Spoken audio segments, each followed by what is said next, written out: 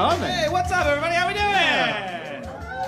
Yeah. It's late on a Wednesday and y'all don't give a fuck. Yeah. Unemployed audience. Yeah. Y'all really don't care. Like, it's like gonna be midnight by the time you get home. Don't tell them that now. They're gonna leave. No, they won't leave. They already bought the ticket. Oh, that's fair. They're gonna sit here and enjoy the show. By real quick, round of applause. Who listens to the Josh Johnson Show, the podcast? Who?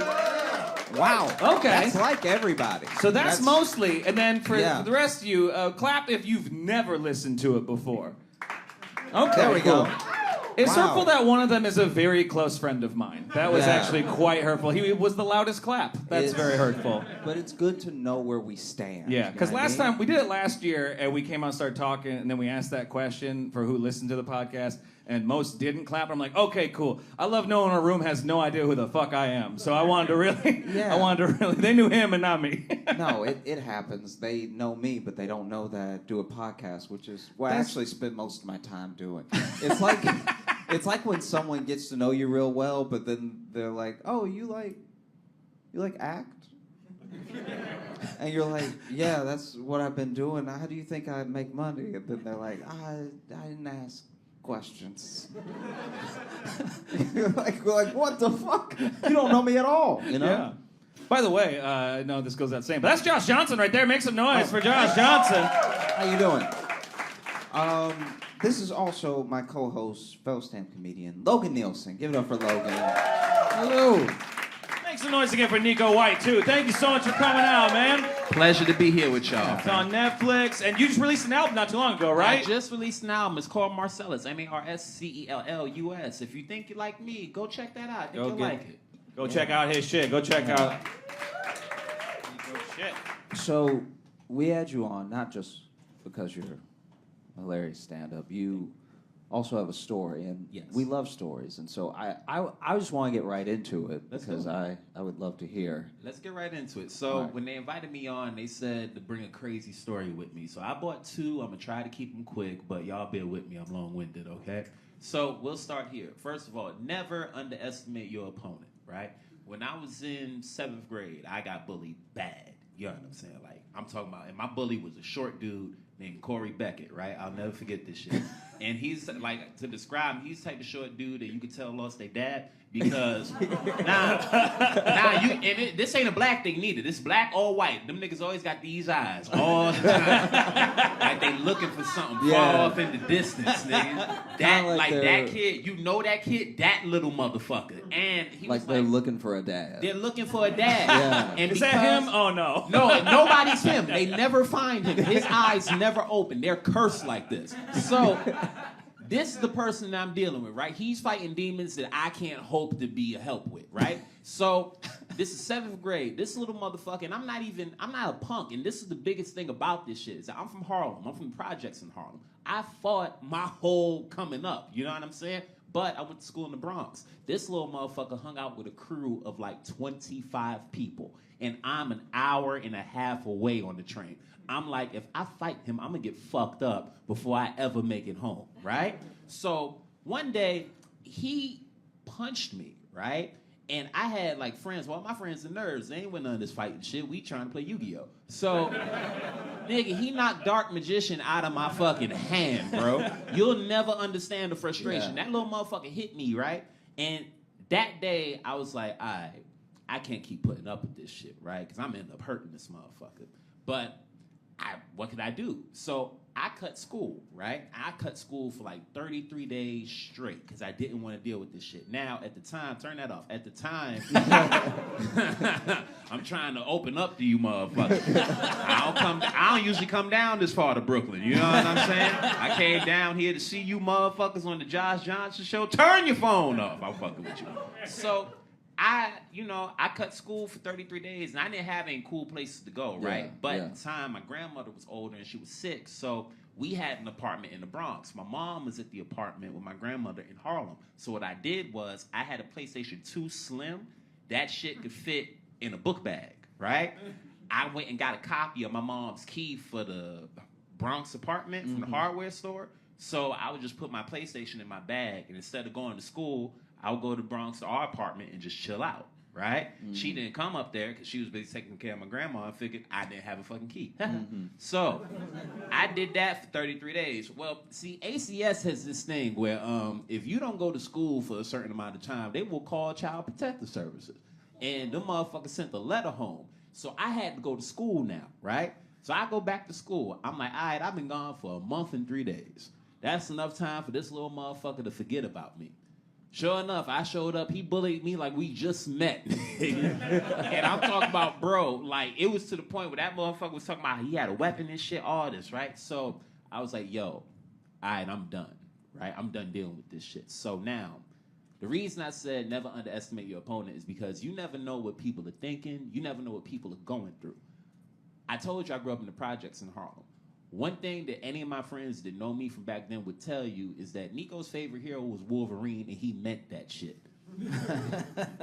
That's a quote. I'm telling you. My boys will tell you that I used to carry a knife, right? So I know you hear about, like, mass shooters and all that shit. No. I don't got time or the risk to hold a gun.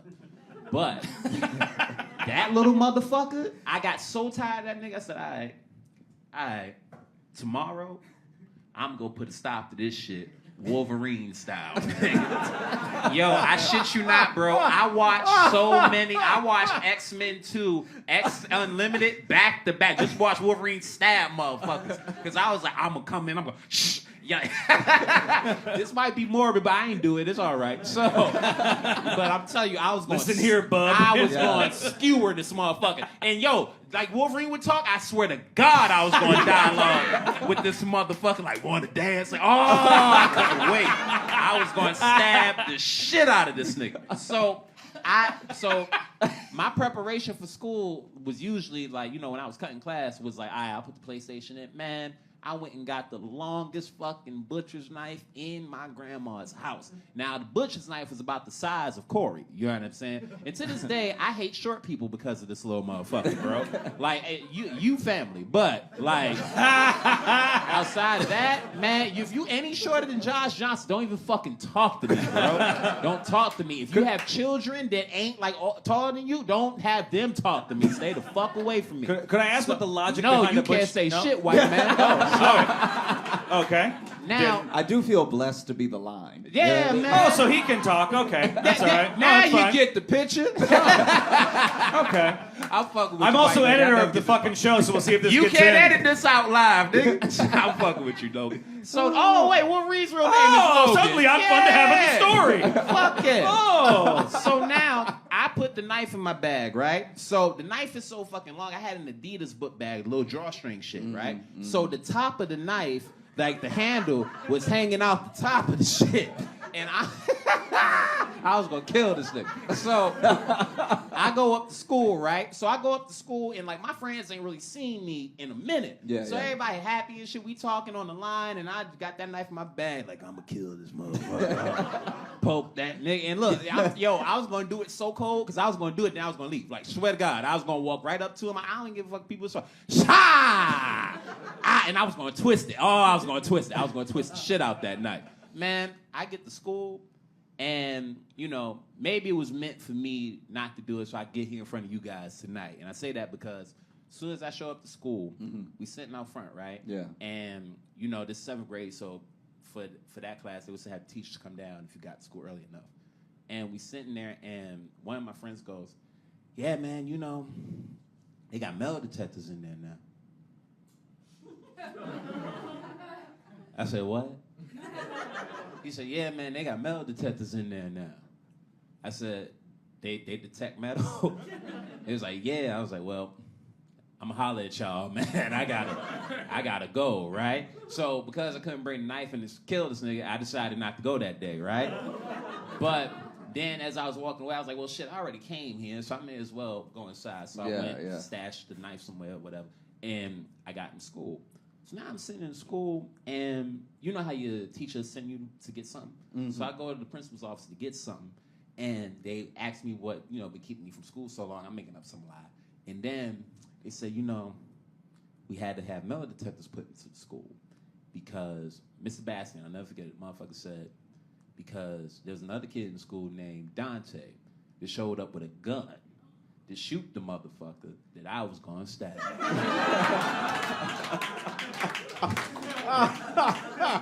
I was gonna put that little motherfucker in dirt, boy. But thankfully, none of that happened, and I get to be here with y'all. Yeah. So that's one of my stories. Give it up for Nico. Yeah. Yeah. God damn. Wow. Yeah. You gotta be a real bastard to be stabbed or shot, depending on the person. Yeah. That's somebody who, especially since you said he was short, Yeah. it's like a classic bully, too. Because you know those bullies that are short, but then they got two big friends? Mm-hmm. Yeah! But then you wonder why the big friends are listening to them. You're like, you're big enough to kill him. That Napoleon, bro. Yeah. It also shows his ability to multitask, because he bullied 2 kids enough for them to want to murder him the same day. Yeah. So that means he was really equally fucking with these 2 kids.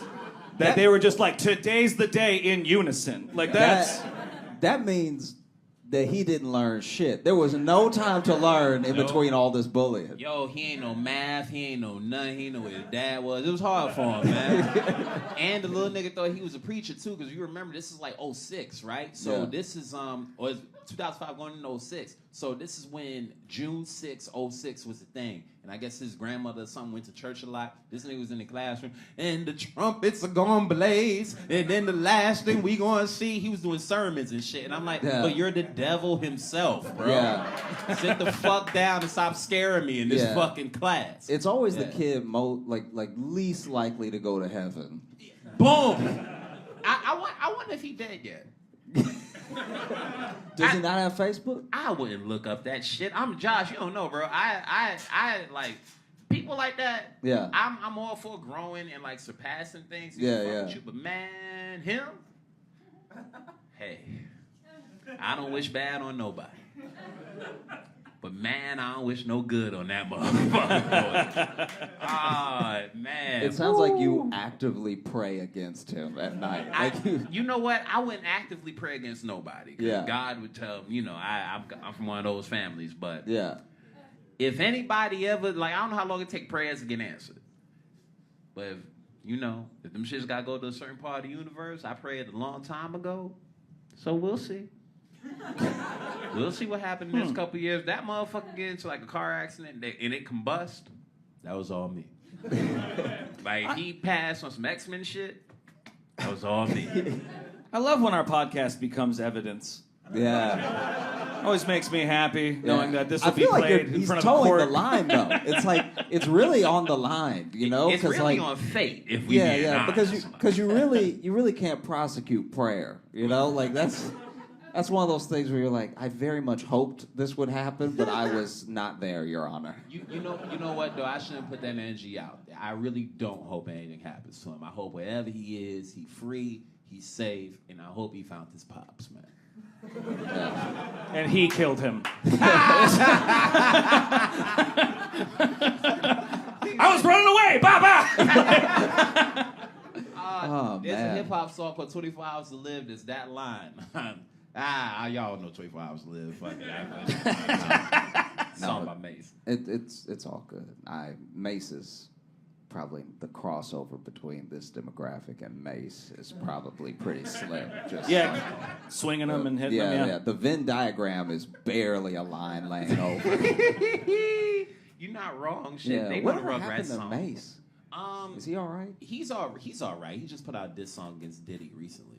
Recently? Okay, so if you don't know... Against Diddy recently? Yeah. Which is... Didn't Diddy's life go against Diddy enough? Like, Yeah. I don't really get Mace's whole thing is that way back in the day, Diddy had all of his publishing, and so he gave him like 10% of his own publishing, but he also had the master. So then Mace made almost no money off of all of his music, which was selling worldwide. So he has basically the same gripe as any other artist. Quick survey, who's picturing Mace Windu right now from Star Wars? I just wanted to check. See a couple of knowing smiles, okay? Yeah. Just wanted to see who was... If you don't know who the rapper Mace is, just imagine any barber. Like he... Yo, fuck off, nigga. Mace has one of the least recognizable faces I've ever seen in my entire life. Nah, bro, I'm from Harlem. I can't let you do that, man. Hell no. Mace looked like every nigga that in the '90s, like you could tell wasn't the fighter, but wasn't the super corny dude. Looked like Mace, man. Yeah. They had something way too shiny, fucking waves in their hair. Yeah. And they'd fuck your girl on occasion. Like, that's Mace. That grimy dude that when he gets caught, he moves away. Yeah. He left Harlem because of that shit. Yeah. Supposedly. I was like 3 years old. Fuck do I know. All right. But yeah, so he's very upset with Diddy, and then he finally made a bunch of money. I had to be doing something else, had to be doing something not rapping, and then offered Diddy to buy all of his artistic license to all of his work back, all the intellectual property, and then Diddy said no. And then and that was last year, and he did this whole tweet about it, explaining everything and how the record contract that he signed was horrible and exploitive. And then this year, in the music industry, yeah, what? I can't think. If you need any insight on Mace's career, the lateness with which he has done this is kind of indicative of his music as well. It's like he is using a time machine wrong, he's like, I gotta go into the future to warn them. It's like, oh no, that's not how it works. You're supposed to go back and, all right. Family, thank y'all so much for letting me spend some time with thank you, Josh. You, Josh. Pleasure. Yeah, thank you so much. Make some noise for Nico White, please. Make some noise for your host. Thank you, man. Thank you. Yeah, it's. Can you scoot over a little bit so now we're just not weirdly just you and me over here? I can scoot over a touch. There we go. This week has been a bit wild for me because now I'm far from my drink. I have to be very careful with this table. How full is it? Oh, okay. The week has been wild because I don't know if anybody else saw this, but Uber Pool is back. It's called Uber Share now. It's under a different banner. It's called Uber Share because, like I was saying before, with the evil of a corporate mind, they have brought back Uber Pool. But back in the day, Uber Pool used to just let you have the price for the pool, and then if no one else hopped in the pool, you would just get that price because you were willing to be taken out of your way. Now, with Uber Share, it seems, I don't know if I have this right, but it seems that you're really just getting an Uber X, and the price only goes down if someone else gets picked up, which is not up to you, right? So you could pay full price and just make it home with a regular ride, or you could get 20% off because other people got picked up. What a shitty lottery. Yeah. It's gonna be. I hope someone gets in this car. I really hope I get taken out of my way from home and someone coughs all over me. That would be the dream. And so for $2. For two, I hope I saved $2 to catch something. For almost no difference. And so basically, I was taking an Uber Share because I was nostalgic of the time before COVID when strangers would ride in cars together and ignore each other. And so I take this Uber Share, and we're doing pretty good. It looks like I'm not going to get the discount, getting almost all the way to the bridge. I was at the stand. I'm getting back to Brooklyn, where I live, and before we get there, the driver turns around, and he's like, hey, are you picking up a friend or something? It just changed the thing on me. Is this you? And I was like, no, I didn't add a stop or anything. It's Uber Share. So I just started explaining Uber Share because he didn't know what it was. He was like, what is this? Are you picking up your friend right now? Why is it changing the directions on me, right? And his English is good, but I'm trying to make sure I'm being very clear. His English is good, but the concept is stupid. So it's That's what I'm saying. That's kind of what I'm saying. It's the concept is so dumb that I'm like, I need to explain this so clearly because there's no language barrier here, sir. And I'm sure this doesn't make he's even sense. probably just like, I must be missing something. Yeah. Here. I must be. And so there must be a term I don't know. I like fully explain it of just like it's back like because he hasn't been driving for Uber that long, so he doesn't remember pool. So then I had to explain pool and then share, and then and this is all while we're driving. He's looking at me too much because he really wants to, instead of just using the mirror to look up at me from the mirror and in front, he's fully turning around. Oh, that's good.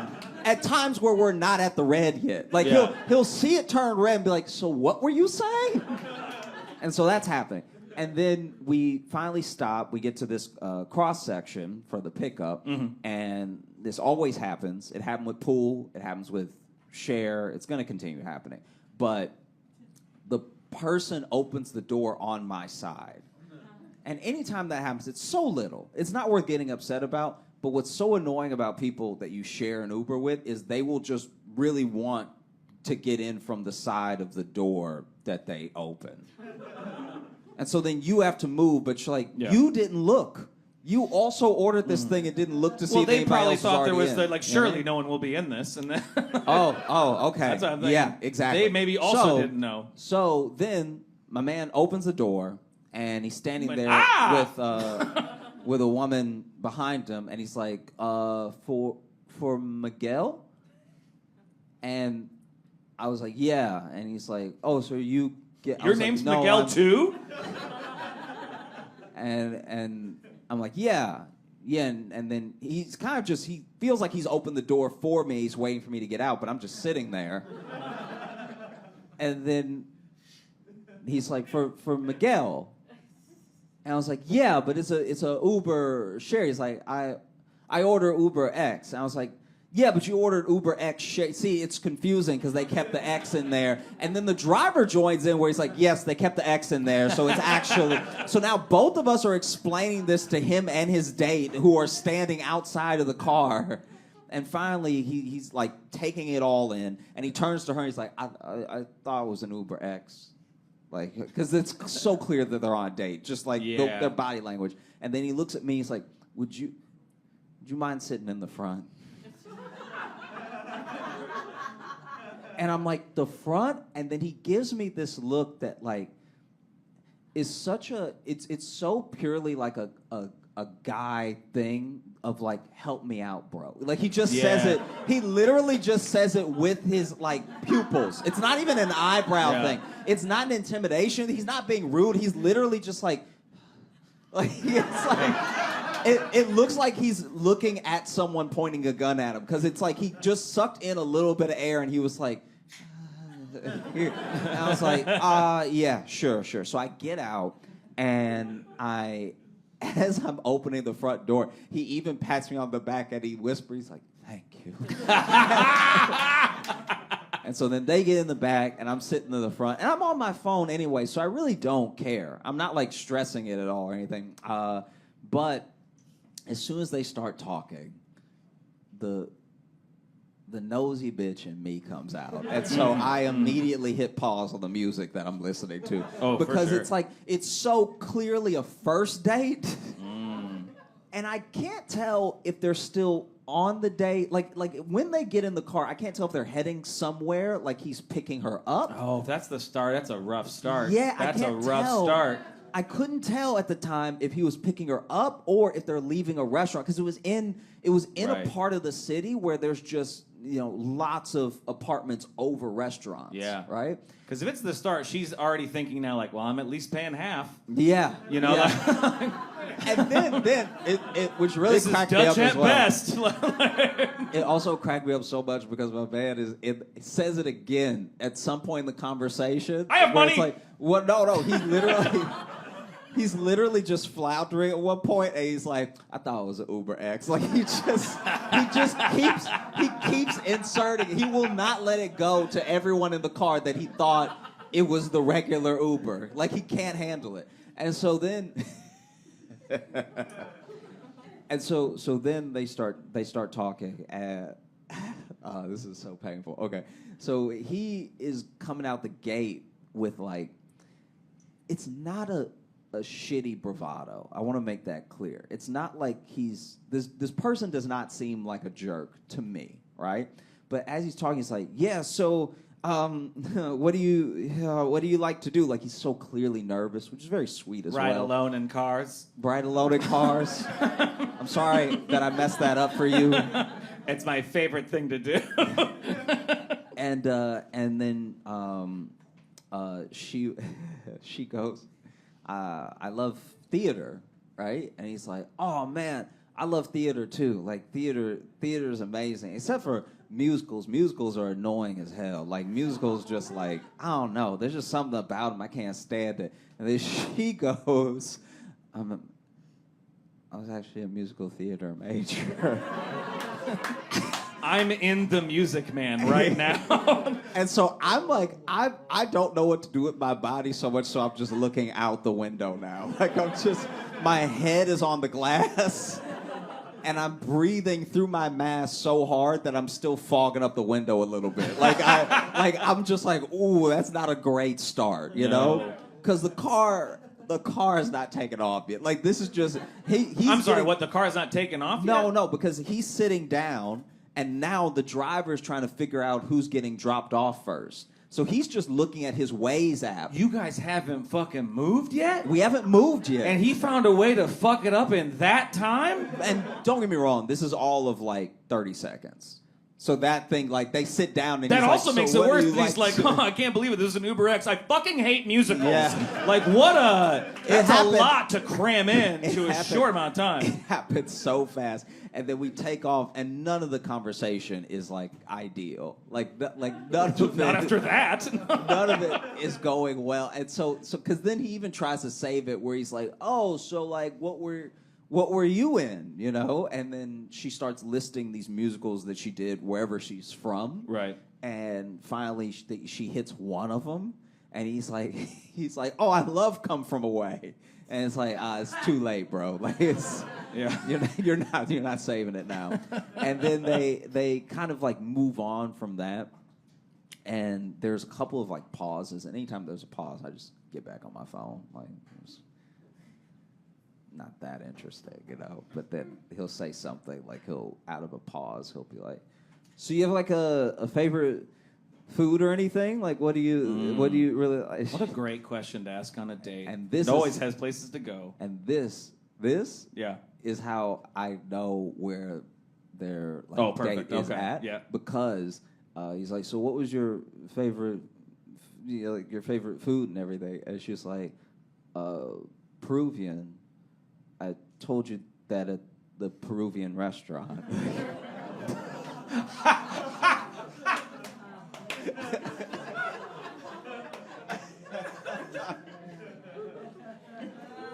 And at this point, I can't even breathe. Like I'm like so stressed out for this man and this woman in the back that I'm like genuinely in my head. I'm like, I should be back there. Like, that would have broken up the tension. If I was even sitting in between them, that would be better than what's happening right now. Like, he's just been left to his own devices, and it is fucking his world up. Okay. And so it's so bad. It's so bad that the driver starts turning up the music so that nobody can talk. Like, 'cause the entire time I'm forgetting that the driver must also be getting so uncomfortable right now that he's like, I would rather blare Dua Lipa to the point where all of our ears bleed than to let this man hang himself anymore. This is horrible. And the music's playing for like maybe 3 songs. Yeah. And then out of nowhere, he's kind of like, hey, could you turn it down? To which I'm sure everyone in the car in their head was like, don't make us do this. Come on, man. And then he's, You got show tunes? Yeah.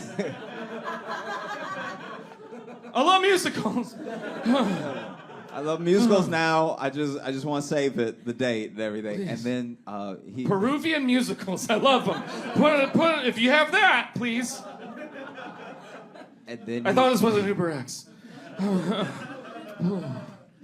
And And then he turns the music down a little bit, and the guy once again is like, yeah, I thought it was an Uber X. Like he says it. Oh, he does it again? Yeah, he says it again.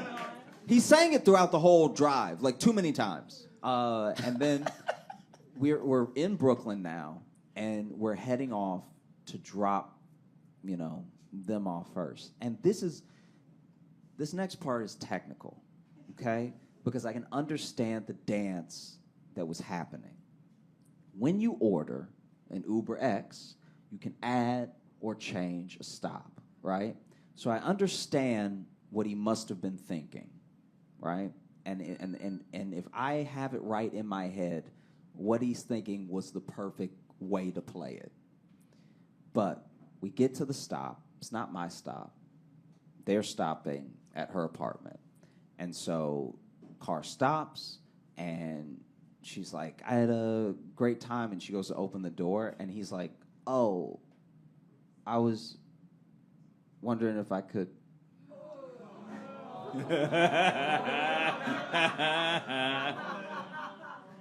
If I could, come up, we hang out a little bit more. And then she goes, oh, I had a great time and everything, but Can I be honest? You looking at me and saying this feels like you're breaking up with me. Yeah. And it's palpable enough that like this situation sucks. It's so painful, and me and the driver made eye contact.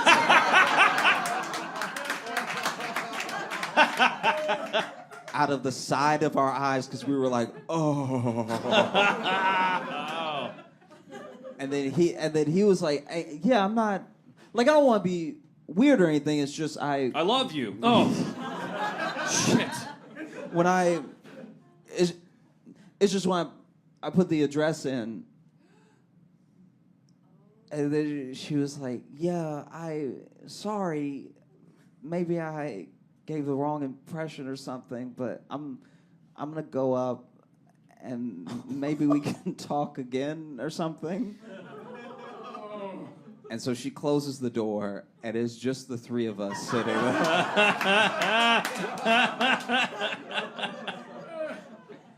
And so he's like, he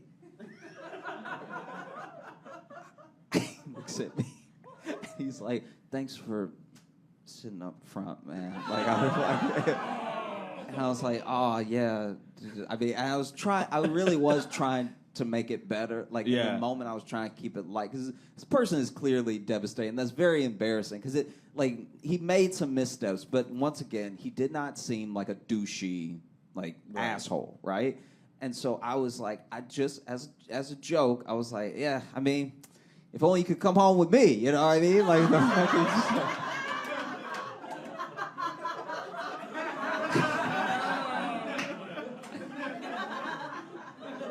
and then that is not what you said. Yeah. And then he opened the door, and to himself goes, I thought it was an Uber X. Well, that's better than can I? Yeah. But yeah, it was rough. And then I didn't know what to do, so I just stayed in the front with the driver for the rest of the time. And we were both just airing it out. Like, we were both just you guys just talk about it? Yeah, then? we talked about it. Absolutely, How could we not talk about it? I know, yeah. He was like, I couldn't believe, and I was like, when he sat down.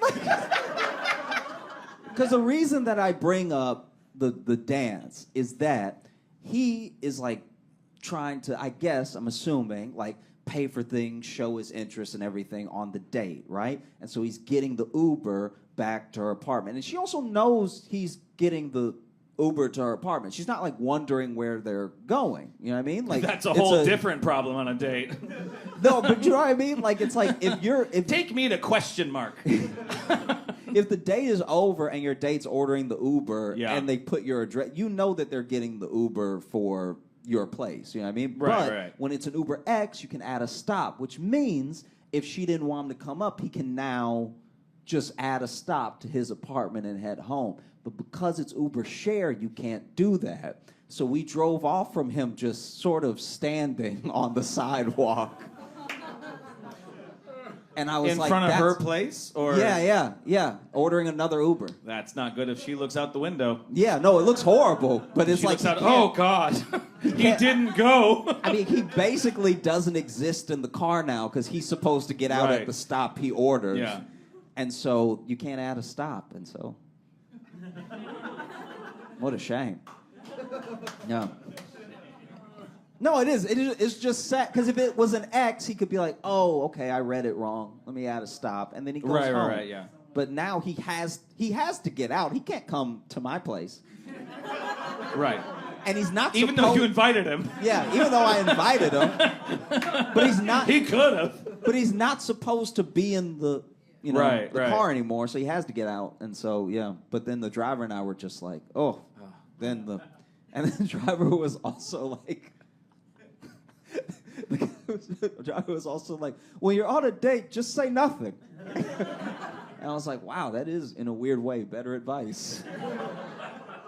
I understand what he was trying to say, where he was like, man, in this whole situation, I would have just said nothing in the car. Or at least not have such hard opinions. Like, that's the thing, too. Yeah. It's just like, oh, musicals. I fucking hate those. Oh, what? Like, don't come out the gate. You got to be kind of in the gray area until you know.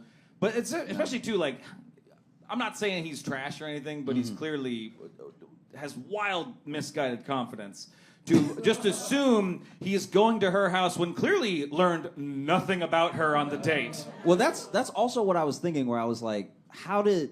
I'm so interested. He maybe did say nothing on the date. Yeah, I wish I could go back in time and be in another, like, not doing the show I was doing, and then just be a fly on that wall. Yeah. Because I guess this is my thing.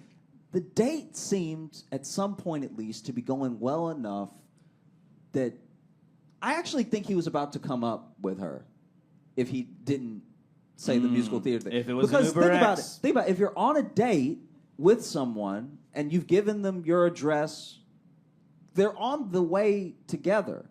He didn't order her an Uber and then get a lift for himself. They're both in the Uber going to her address. Which is frankly 20 times funnier.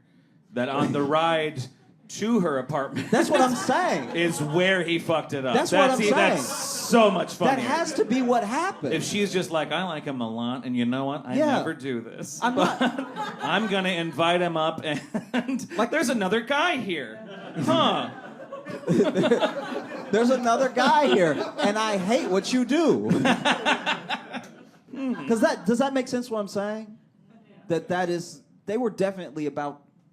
He messed it up at like the 90%. He was so close. Oh, yeah. No, yeah. What a shame. So then,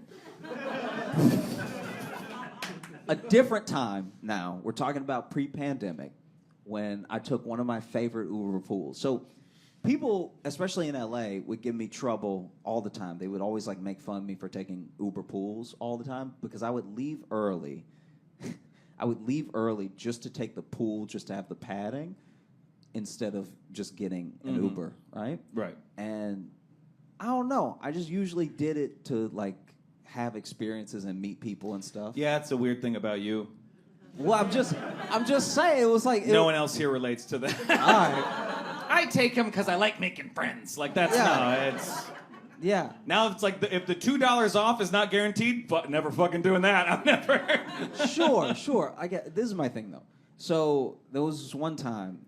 And it just felt, it felt very special. Like, I think the word might be serendipity. There was a time where I was taking an Uber pool after a show to get home.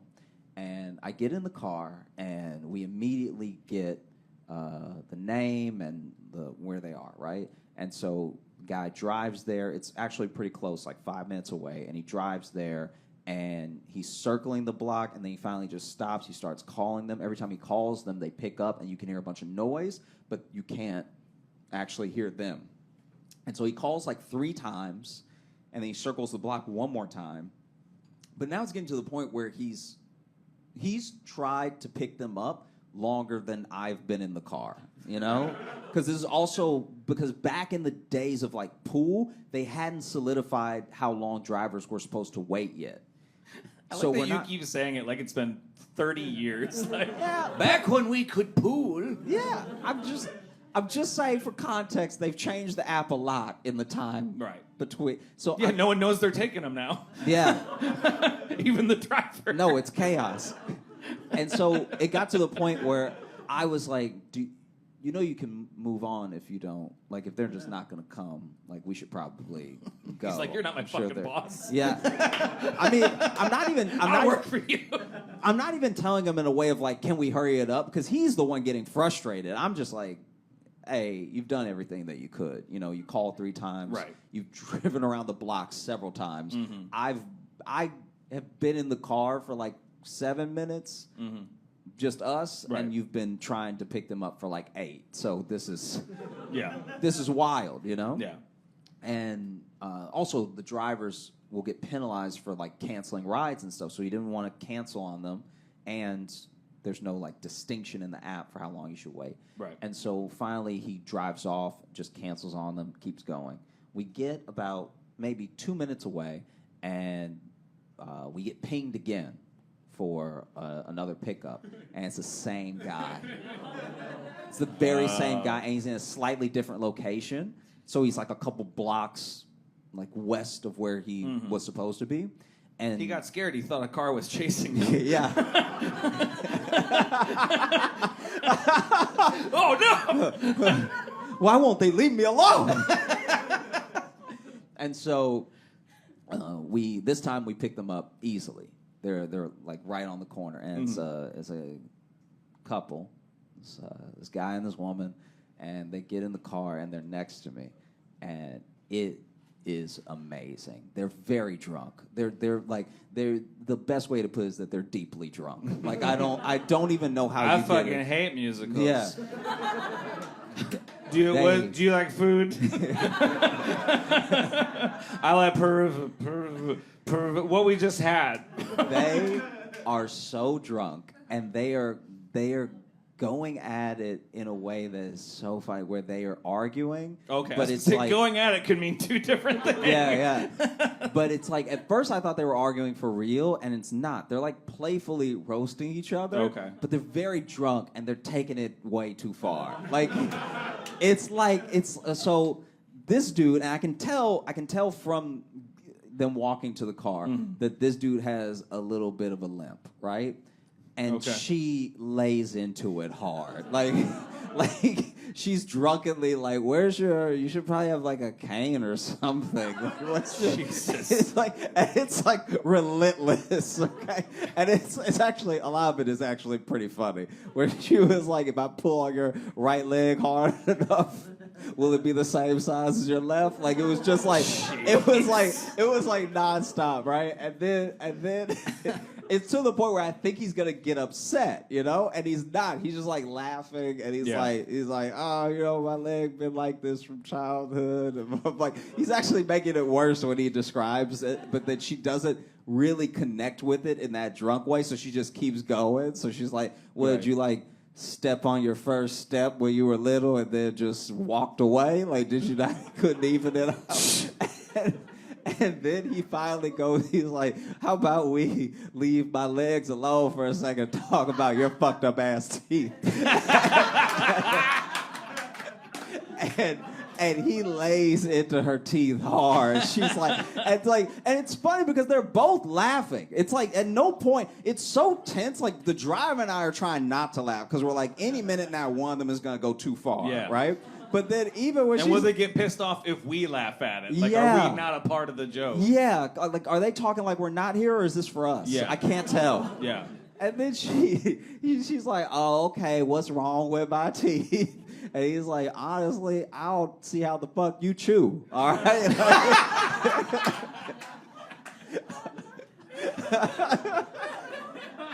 I made you a sandwich yesterday. Your bite mark looked like a boot print.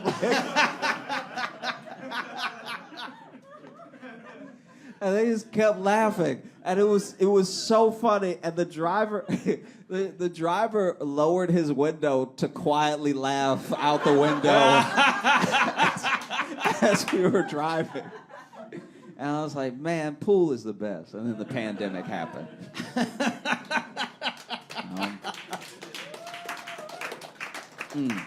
So we've only got a little bit of time left, but should we open up the mailbag quick? Yeah, they like it. There we go. All right, so I definitely want to at least get this one in here because this one is from Ray, who I believe is here. Ray, you here? Here. Okay. Hey. There we go. I was about to be like, well, I hope he fucking bought a ticket. I hope he's at least missing out. No. Hi, Ray. How you doing? I'm well, thank you. Awesome. No, Well, thanks no, for sending thanks for it in. coming. Thanks for sending an email. So I'll read out what you sent here, and then maybe we'll have some follow-up questions if we need to. Okay. So this is it says, "Cheers, J-Lo." Okay. That's us. We go by J-Lo. sometimes. We don't in the world. Yeah, but we're much less famous. Jello. You. Now you said J-Lo there.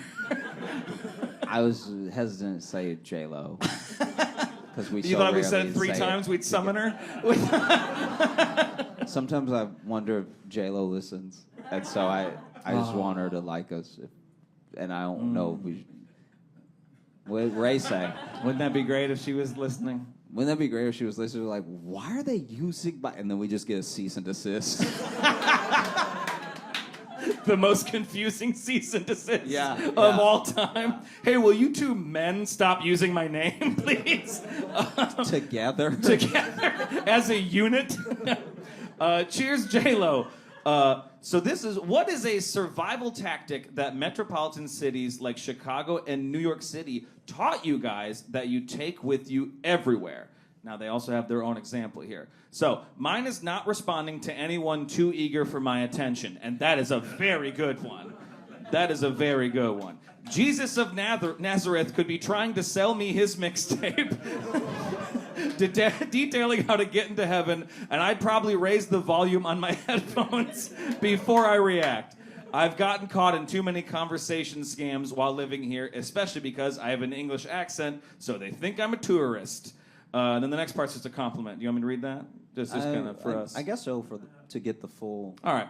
experience. Because Raven wrote, this next part, he doesn't have to be read, but I don't really care. I just wanted to show appreciation for you guys. And I'm like, well, I'm a big enough narcissist to make them listen to it. Just wanted to take a moment to say I genuinely appreciate the work you guys do. I subscribe to the Patreon and listen weekly because of the genuine authenticity you guys have just talking about life and Josh's addiction to living a cartoon lifestyle. I like the concept that you're addicted to it. Yeah. Like you can't get enough of it. Like if I was just... I'm trying to just stay inside.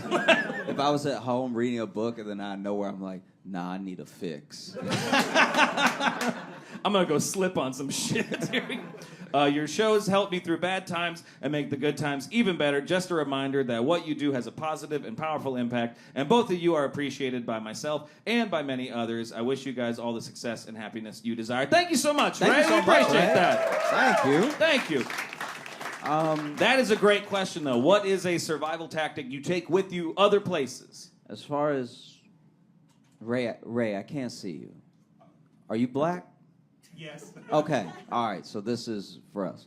So I'll go. I found that in the city, when you're walking the city, this is already piggybacking off what you do, but I found that there's a different type of interaction you're about to have by how many times the person trying to get your attention calls you brother. Okay? First brother is just another black guy, right? Hey, brother, need something. What's the time? Whatever, right? Hey, brother, that is a little bit more precarious. Like, that one you might want to just turn up the volume like you do. Hey, brother, that is where you run. That is... like, hey, brother is almost always drugs. That is something to be avoided. And then the other one I think I found is that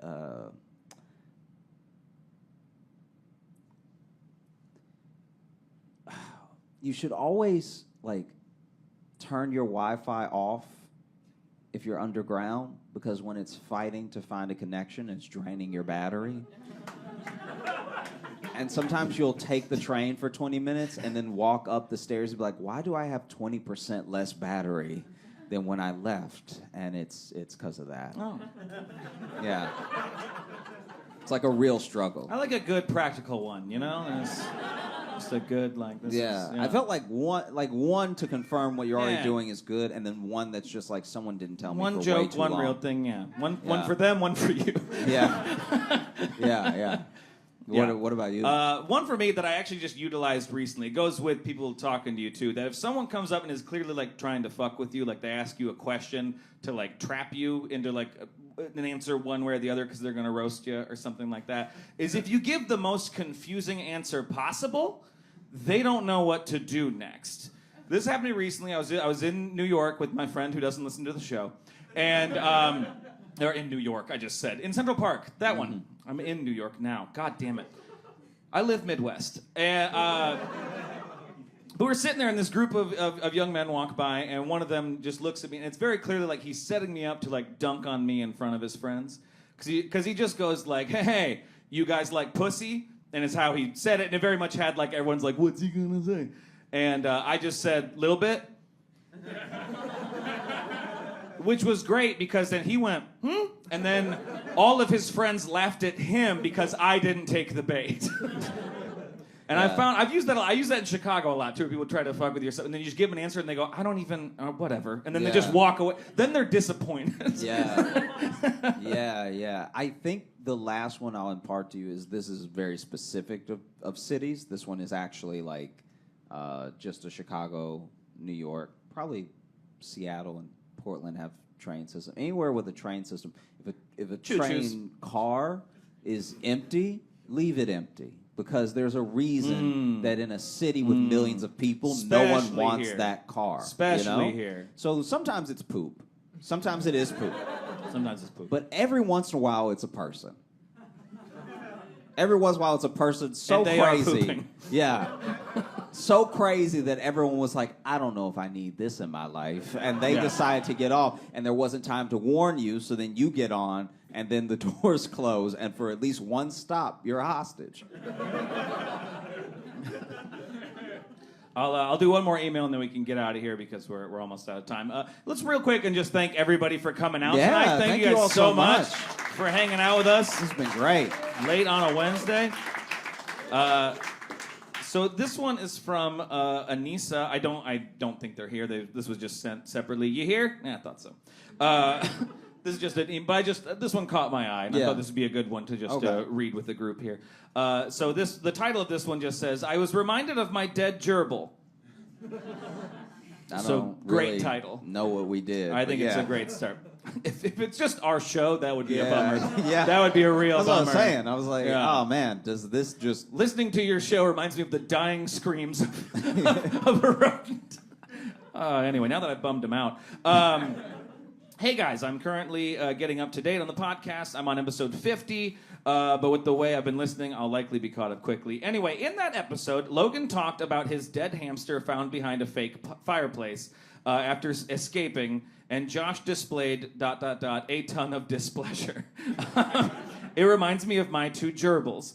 To remind anybody who maybe either hasn't listened to that episode in a while or you haven't listened to it, we had a hamster and it escaped, and we had a fake fireplace where it was just a light bulb in fake plastic wood or whatever, and then we found the hamster when we smelled it, and just to word it quickly, but reminded me of my two gerbils. One of them was named Gino. Unfortunately, also great name for a gerbil. Yeah. Gino is a great gerbil name. Yeah, any alliteration you can get with an animal is probably Gino the gonna gerbil? Yeah. Come on. Yeah. Unfortunately, they both escaped one day, as small animals like that are to do, and for days we could not find Gino specifically. Well, my mother had a pallet bed at the time, and one pallet would lift slightly until you laid on it. Well, yep. Figured I'd pause, just let everyone catch up for a second. You may know where this goes, is what the email says.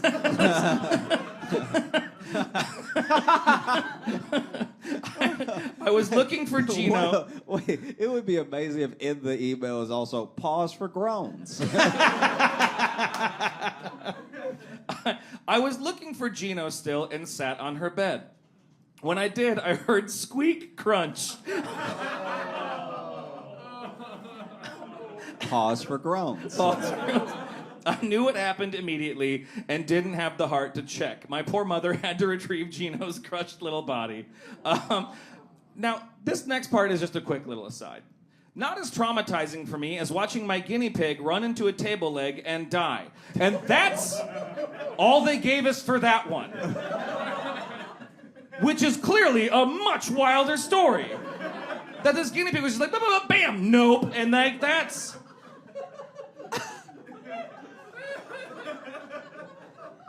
The guinea pig concussed itself to death. The guinea pig did a full Fast and Furious on itself. Sorry to tell you such awful, awful things, but... I love this sentence. Sorry to tell you such awful, awful things, but if I have to suffer, so must everyone else. I love the show. You both are great. I love that the origin story of that villain is that their guinea pig ran into a table leg and died. And then they were like, everyone in the world will feel this. I must destroy all tables. Oh, man. I cannot thank all of you enough for being here. This has been absolutely Thank incredible. you guys so much. Thank you all for coming out. Thank you all for listening. Make some noise for Nico White again. I know he's not here, but go and make some noise for our guest. Yeah. Thank you so much for Union Hall for having us and everybody that set Everyone this in up. the back, make a bunch of noise Thank for everyone you who so works much. at Union Hall. We were lucky to do it last year. We're lucky to do it this year. We're going to be around hanging out a little bit. So Yeah. We'll see you out there. Thank you all so much. Thank again. you guys Have a so much for wonderful coming night. out. Appreciate you.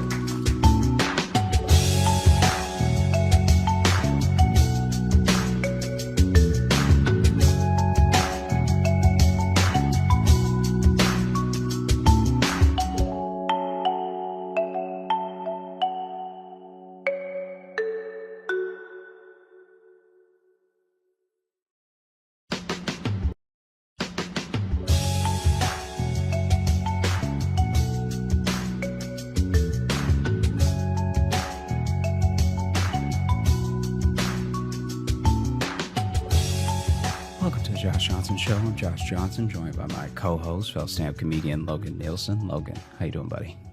I'm doing all right, man. How are you?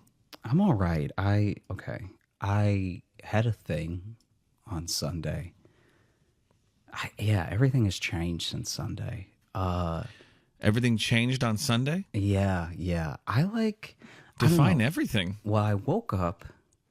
I felt all right, but I woke up and this is going to sound worse than it is because I'm not using the right I words. was covered in blood.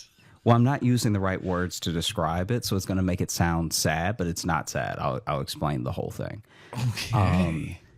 I woke up on Sunday and I didn't quite like myself.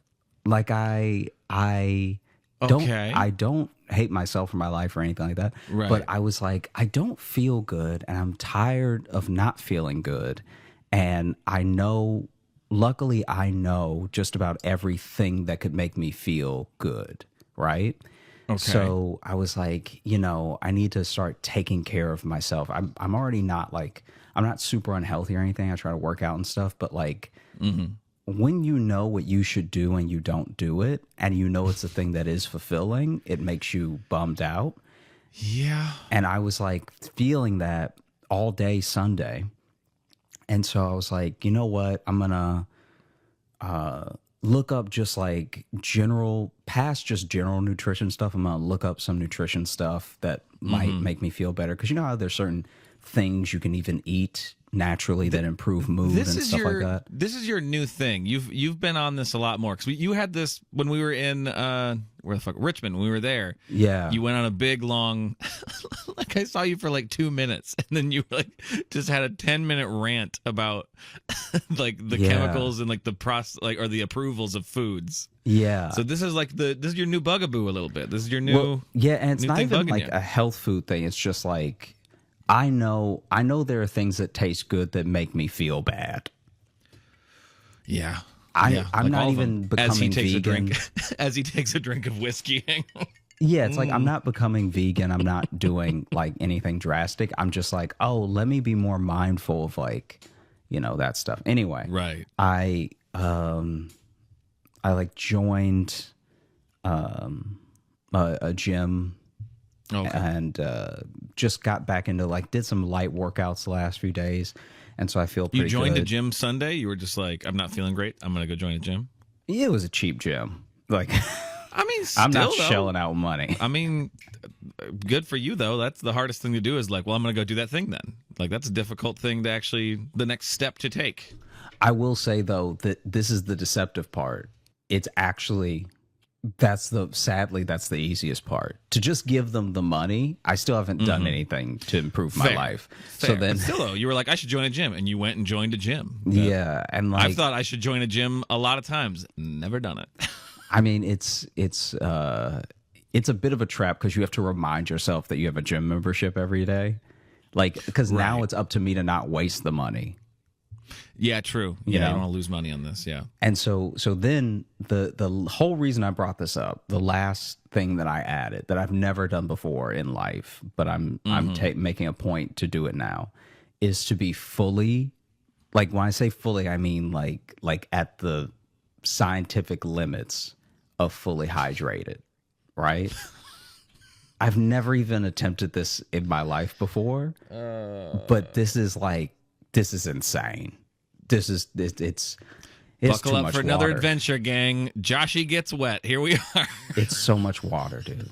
It's like, Yeah. When you actually like make sure you drink the recommended amount, it is a lot. well, this is what's actually crazy about it. I don't know if you already knew this, but the amount of water that you should be drinking to lose weight and the amount of water that you should be drinking to build muscle are like almost identical, and it's a ton.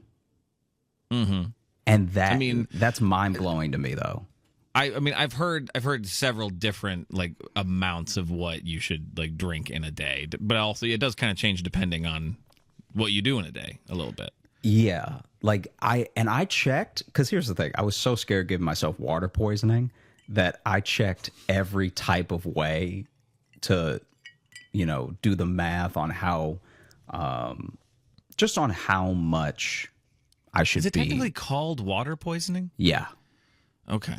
you have so much water that your kidneys don't know what to do with it, so that your kidneys Right. literally just start giving it away. Because that's what happened. Isn't that what happened to that lady in that radio contest thing? This is like 5 years ago or whatever. Did you remember hearing about this? No, I don't remember this at all. It was in like Australia. It was a big story because it was like a morning radio show, and then the competition was like they had people come in. It was to win tickets to something or some shit, and they had them like drink as much water as they could, and then it was like they had to, whoever could hold it the longest or whatever, like go into the bathroom, like whoever could hold it the longest, and then like this lady, like her kidneys shut down and she died because of a fucking radio competition. You would like to think that your bladder isn't more powerful than common sense. Like, I'd like to think my Yeah. bladder couldn't will me dead. Right. But I think that's what that happened there. I think that was technically what it was. Well, what ends up happening, so there's a person that I think you and I both know, but just in case this is like giving away something at her job, I don't want to say her name, but she used to give hikes. Like, she used to be the tour, what is it called? It's like she was basically just like the guide for hikes when she lived in Colorado. And Okay. I don't know. Like at a specific park, probably a national Yeah. park, I'm guessing. Yeah. And she said that it would be so hot and there'd be so many warnings about make sure you're hydrated enough that a lot of people, she basically said once a week someone would drink so much water that they would get sick, and they would think that sickness was dehydration because the symptoms of being overly hydrated and dehydrated are identical. Right. Yeah. And so then they would drink so much water that then they got sicker, and then they like passed out, and then they have to be carried down the mountain or whatever.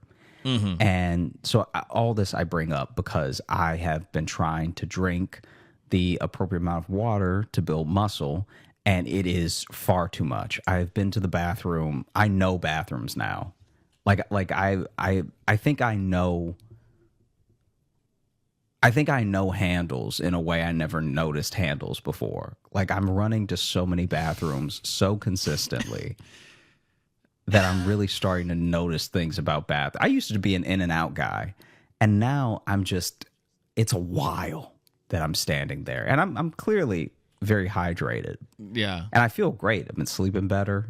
It's like, it's the catch-22. It's literally like if someone gave you a superpower, but you had to go to the bathroom all the time. Like if Superman had to pee every 20 minutes.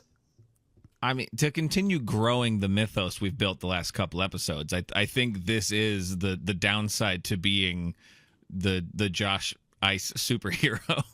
It's because with all that ice power comes so much moisture. Yeah, He's you just just all have the time. to pee all the time. I Because, bet Iceman was pissing all the time. dude, That guy was probably pissing all the time. He's made of water. my body's like, already I can feel myself feeling a bit better throughout the day, less fatigue, my sleep is great. All these great things are happening, but I have to pee so much that it's almost not worth it. I'm almost like, let me feel like trash again just to not be in a bathroom for half an hour. No, not half an hour. I mean, a half an hour go by without needing to go to the I bathroom. know what you mean. Yeah, I know what you mean. But oof, it's caused okay. I know that this has happened to many people. I am not special in this way, but this is the most recent time that it's happened, right? I'm not the first man to have to piss. Yeah. Not even the many third. before me.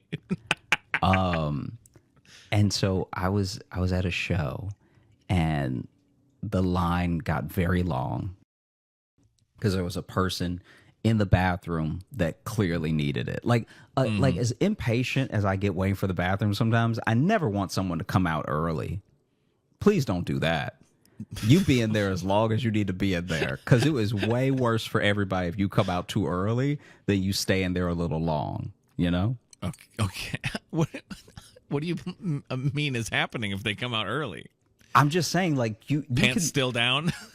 I'm saying they didn't even finish. there are people in life, we've all been to junior high, we've all been in situations where someone is more embarrassed than they let their logic take over, right? So the embarrassment trumps the logic, and they're like, oh yeah, let me hurry up, blah blah blah. And so then, you know, like they'll like come out of the bathroom, and the best example I've seen of it is when this guy rushed out of the bathroom because somebody was banging on the door, and you could see a little drip dribble on his pants. And it's like, yeah, because my man wasn't done. He got bullied into trying to force his body to be done, and that's not how bodies work. And so anyway, I'm in line for the bathroom. There's two bathrooms. One line is getting incredibly long because someone in there is clearly having a time. Like a true struggle. Okay, An emergency in public. we don't hear anything, but because we don't hear anything, it's almost worse. All right. He might be dead. Okay. It's too quiet for something normal to be happening in there. No, it's far too quiet. So then, I know exactly what you mean. like, because you know what? Where you start being like, is someone in there, or we have just not checked the door fully? Is it just a heavy door? Yeah. You know when when it's so quiet.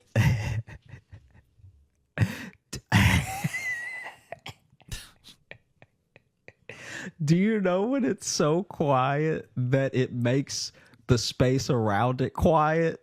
Like it's so quiet in that bathroom. That loud silence. Yeah, it's so quiet in the bathroom that as you get close to the bathroom, you literally just start not hearing anything. Like you have to go hello out loud just to make sure you are still with us, you know? Like a car didn't fly through a window like Spider-Man 2 and you're in purgatory now and this is the line, you know? Anyway, I'm in one of the lines. The other line's not moving. So some people start jumping over to my line, okay? And everyone is like varying degrees of needing to go. I have to go in a fairly modest way, you know? Like I'm like, let me be responsible. I'm trying to be an adult about it because I know I'll have to go badly in 5 minutes, right? So let me just -5. What?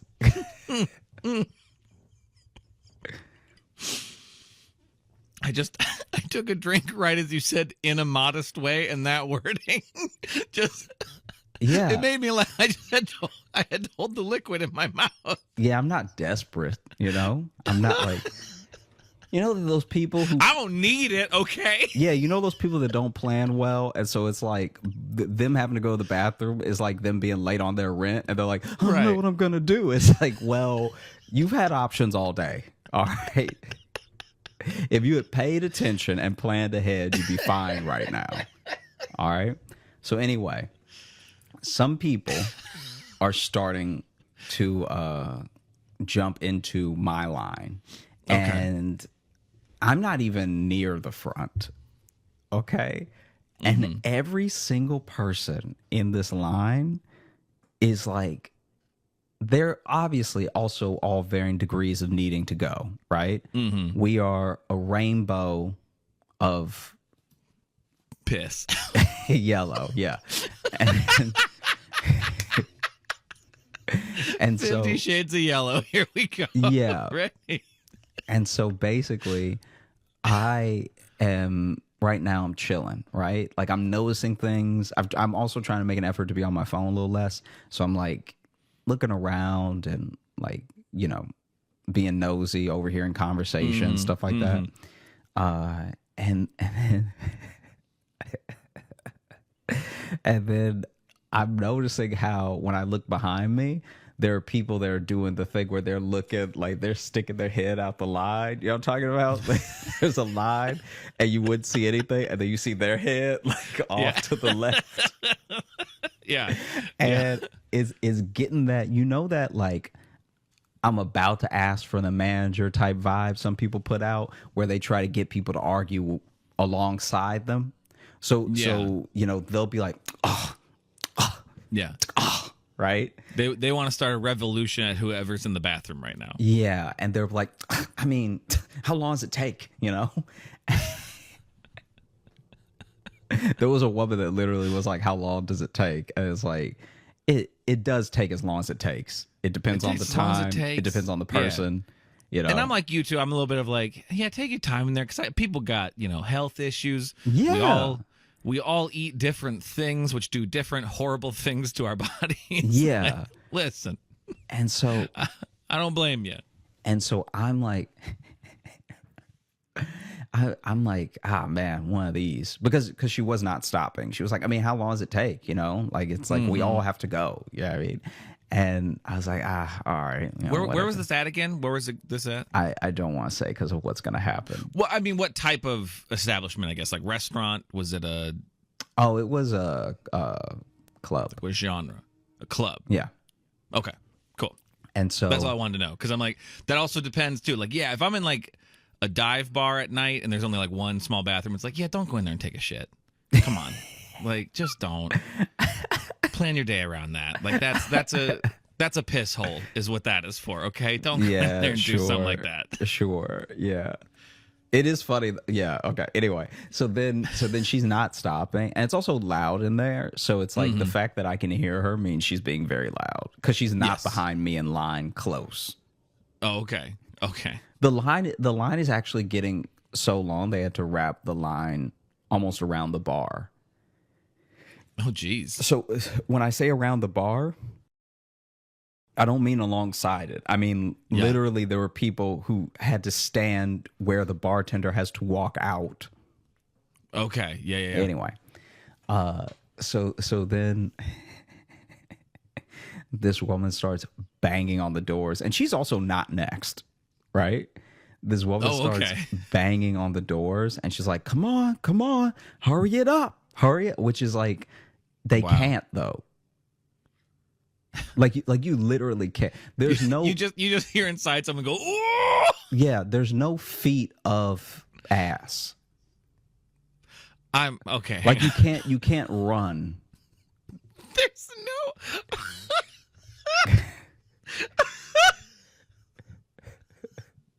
That might be my favorite thing you've ever said. There's no feet of ass. Like someone telling you to hurry doesn't actually change anything in your body. No. You just improved my week with that phrase. There's no feet of ass. That's my new.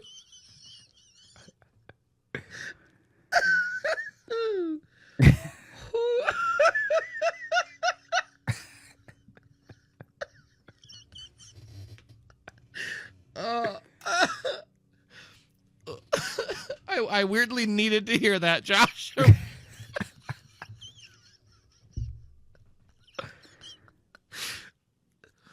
Oh, yeah, go ahead. Sorry.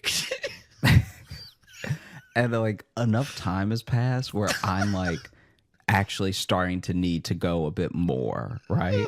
Like I got in line at a very responsible time, and now I'm being like actually pushed to my limit. And I'm also not next. Now it's urgent for you. It's becoming urgent now. The stakes are getting a little high. It's kind of like how it literally is like how politically, if someone they've done studies where about like xenophobia and stuff, and they found that if there's very few of a minority or an immigrant or whatever, people are mostly fine. They're like, oh yeah, whatever. Like everyone is usually at least a very modest level of accepting, as long as it's just a few, right? And then once this a is lot a hard turn. No, I'm saying this is what happens though. This is like a political study.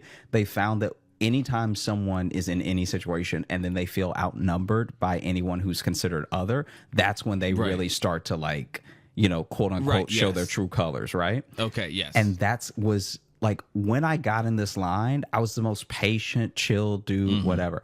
As I also need to go more, I don't even blame the woman that's banging on the doors now. Like now I'm like, go sis, all right? Go off, queen, okay? You fight the fight. You fight the good fight. You get the troops through. And so I'm like kind of in this line slowly getting radicalized of like yeah, what are they doing in there? Because the line hasn't moved. You've now been in the chat room. You've now been accidentally recruited by ISIS. Yeah, because now the line has truly not moved.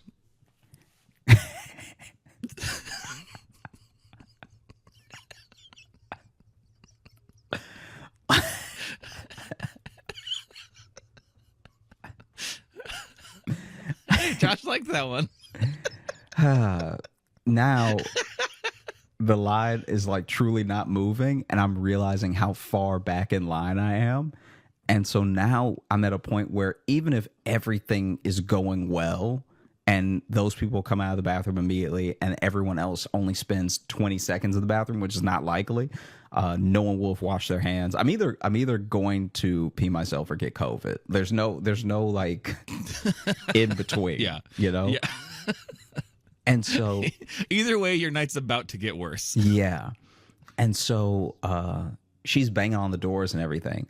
And then, like I said, this one guy got essentially bullied into getting out of the bathroom, right? Mm-hmm. Comes out of the bathroom. Poor guy. The true hero of this story. Comes out of the bathroom. Doesn't look great. He's still holding his stomach, right? He's soaked. He fell in, okay? Is like holding his stomach and calmly walks to a corner of the club and proceeds to just like how's the best way to put this? Diarrhea. No. No. The story's not gross. Like just in case anyone's listening and they think eventually there's going to be some gross turn, it's not. Right. But we have gotten back to our roots with stories of bodily functions. You're right. We never forgot where we came from.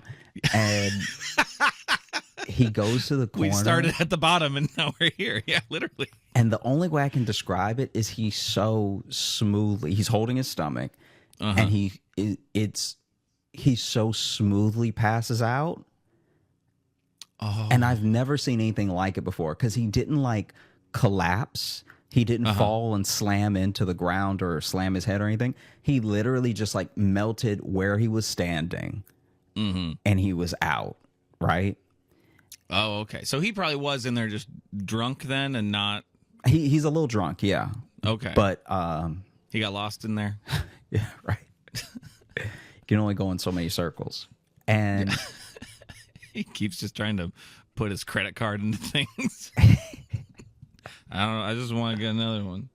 And then someone's like, oh my gosh. Oh my gosh. And then they, run over to him, start like tapping his face a little and then like lifting his head up and, checking, make sure he's not like having a seizure or anything like that. And then this dude wakes up and immediately, as soon as he wakes up very calmly too. He doesn't wake up like startled. I was hoping for screaming. No. This dude wakes up very calmly and he's like,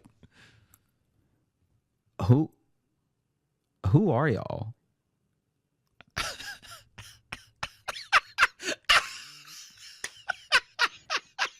And then they were like, are you okay? What's your name? Like you passed out, whatever. And he was kind of like, Who are y'all? He's like, this dude, okay, this is like... This man reset. He's clearly not trying to be rude, but it is like I thought this person may have had amnesia because it's not like it was his friends that came to check on. It was just some people who saw him. Right. People are just being good Samaritans and just checking on him. Also, the line to pee is where the line of humanity breaks because as soon as those people stepped out of line they lose their spot. Yeah, yep. the people behind them stepped right up. Anyway. Yep. And so then he's like, who are y'all? And they're like, hey, what's your name? Like you pass out. It's like, oh, I know I passed out. Who are y'all?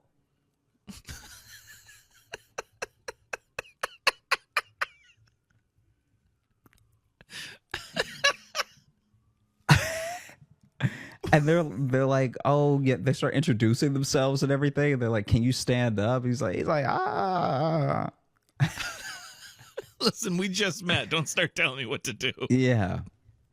They help him up. They call an ambulance and then they ask him if he was like on a medication or like was it, and he's like, oh, I was in the bathroom. I had some like real bad stomach pain and somebody just kept banging on the door. So I was like, fine. Like you need it that bad. Clearly you need it worse than me. Like this dude's like very like chill about the whole thing. Okay. And then line starts moving a bit. So now I'm like, okay, I'm like being nosy, but at the same time I'm like getting, a couple. You got eye on the prize. Yeah, man. a couple steps ahead in line because now I'm like legs crossed, Now I'm trying to tie the hose off at the end. Okay. Yeah. Because honestly, I will say it would have really taken the heat off me if I had pissed my pants and that dude was just standing there passed all the way out. Like no one's checking for my pants after that, And so, we're getting a little closer. or he just wakes up and he's like, that guy pissed. That guy doesn't seem well. And who are you and what's he doing? Yeah. And so I finally get in the bathroom, go to the bathroom and come out. And when I come out, that guy is gone. Like the people who were talking to him are still there, but the guy's gone. And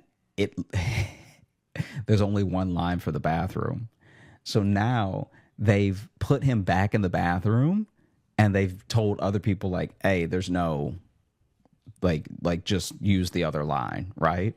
Right. And luckily, because we're actually using this bathroom, the line is long, but it's not in huge. And then the EMTs come because they called I guess someone called an ambulance as soon as he fell. And so the EMTs come. Oh, so he fell. Okay. No. So what I meant when I said he perfectly melted was that he was standing and then he just sort of sat down on his, like he sort of like slid down the wall and was sitting there.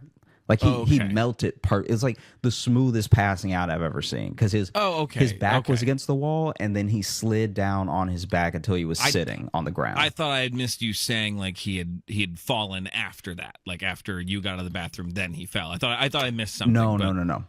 Okay. So this puddle of a man is. So now he's back in the bathroom, and the EMTs come, and when the EMTs get there, they're knocking on the door.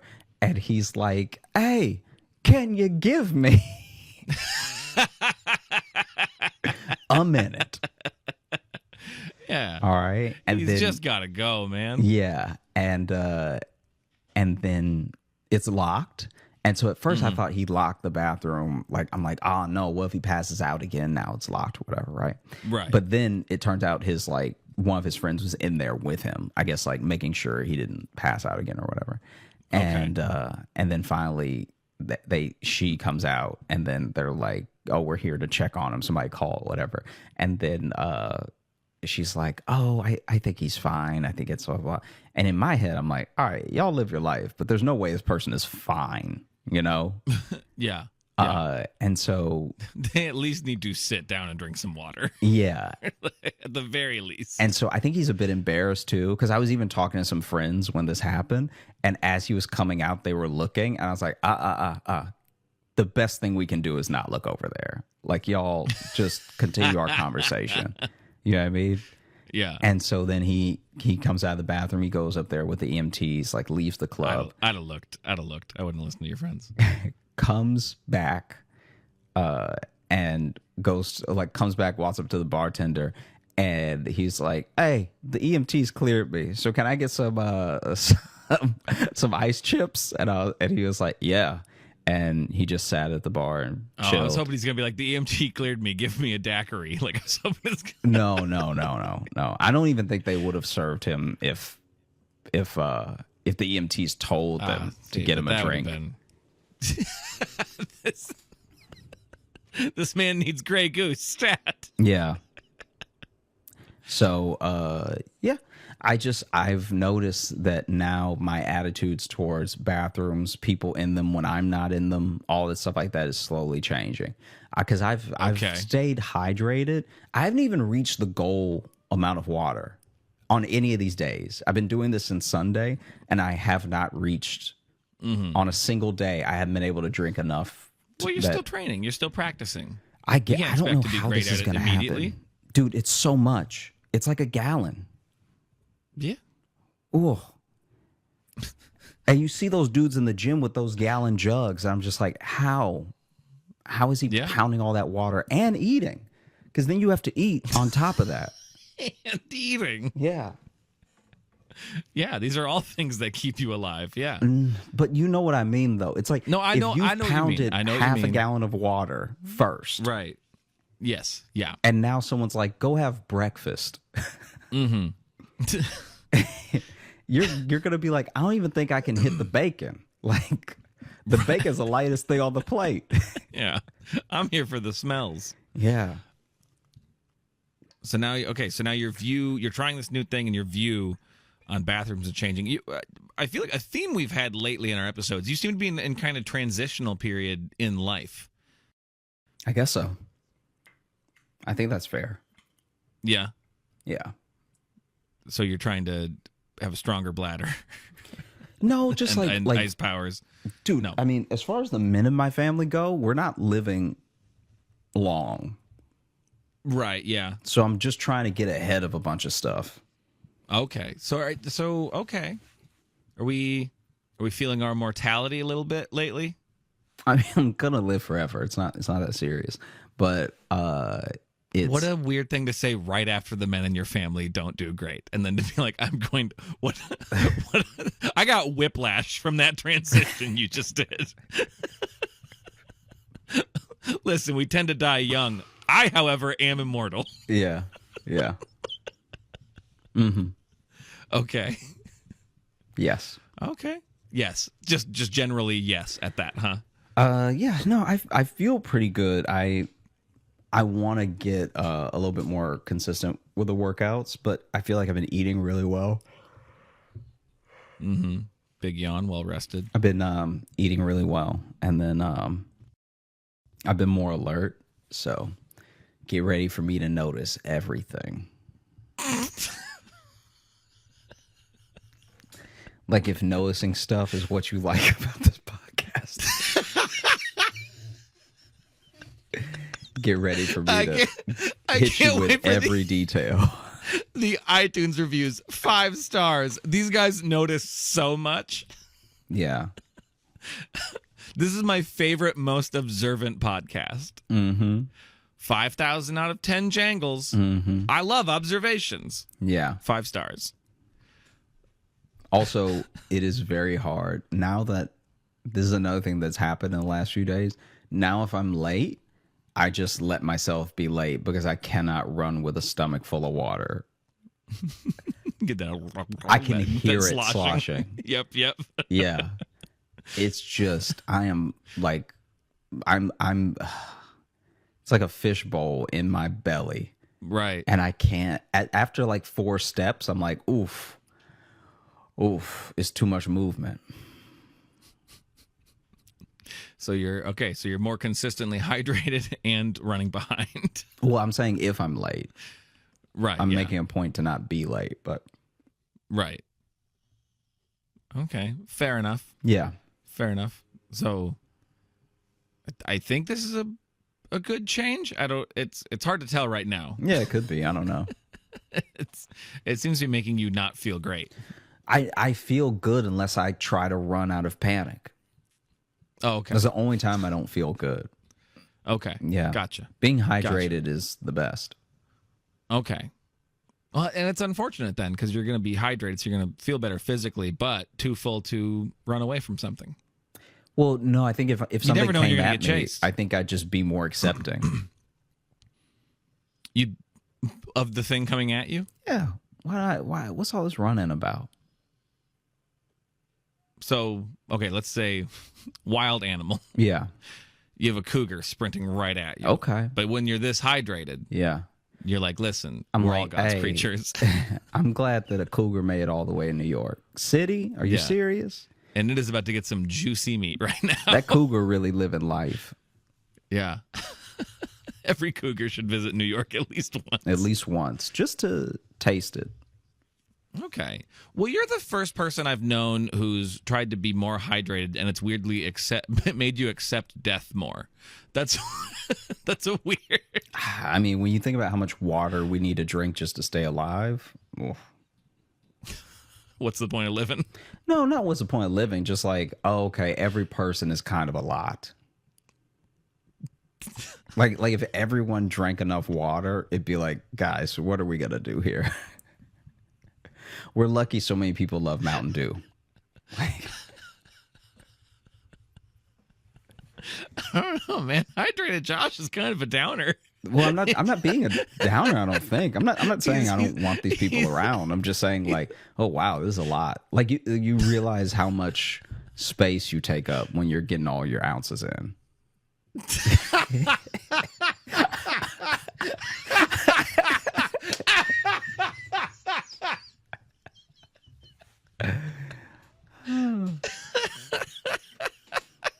Like by the end of if I keep this up by the end of the year, I will have drank a creek.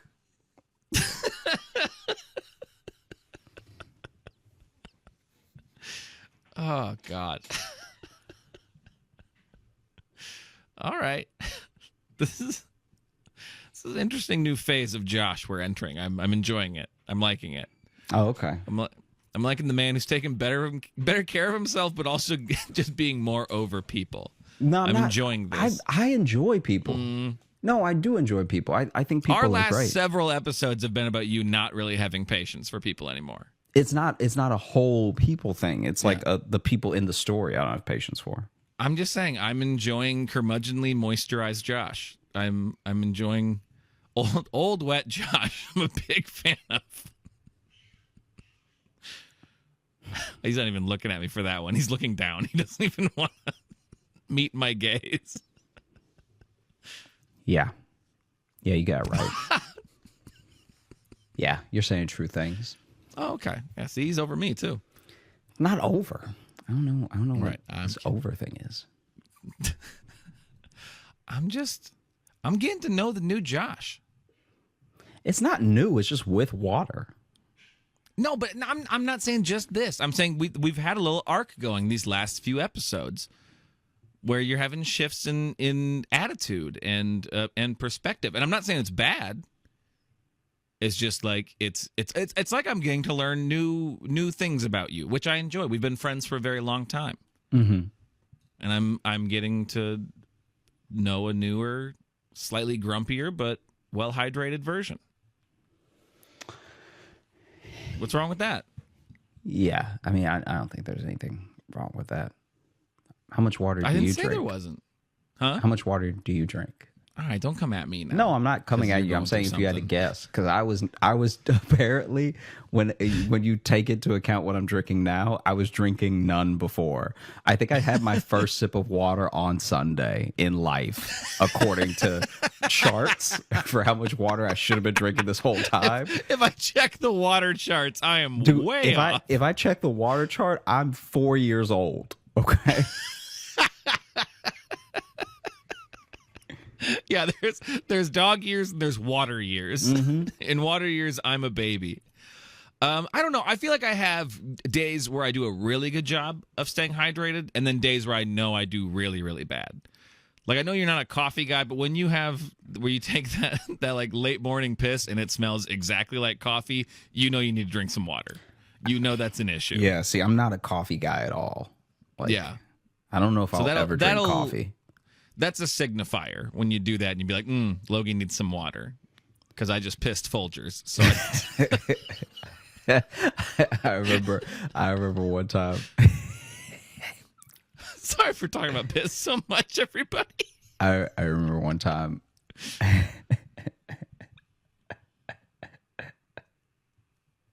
In college, there was this kid in my suite. I think it was freshman year. Ooh, you're sweet. Ooh la la. It's not a. We only call it a suite because they call it a suite. And we all shared. Wrong. Yeah, we all shared a bathroom. And there was this one time this kid went in and forgot to flush. And then someone went in after him and they were like, oh my gosh, said his name. And he was running back because he realized he forgot to flush. And he was like, oh, I'm so sorry. That's so gross and everything. And the guy was like, no, I'm worried about, are you sick?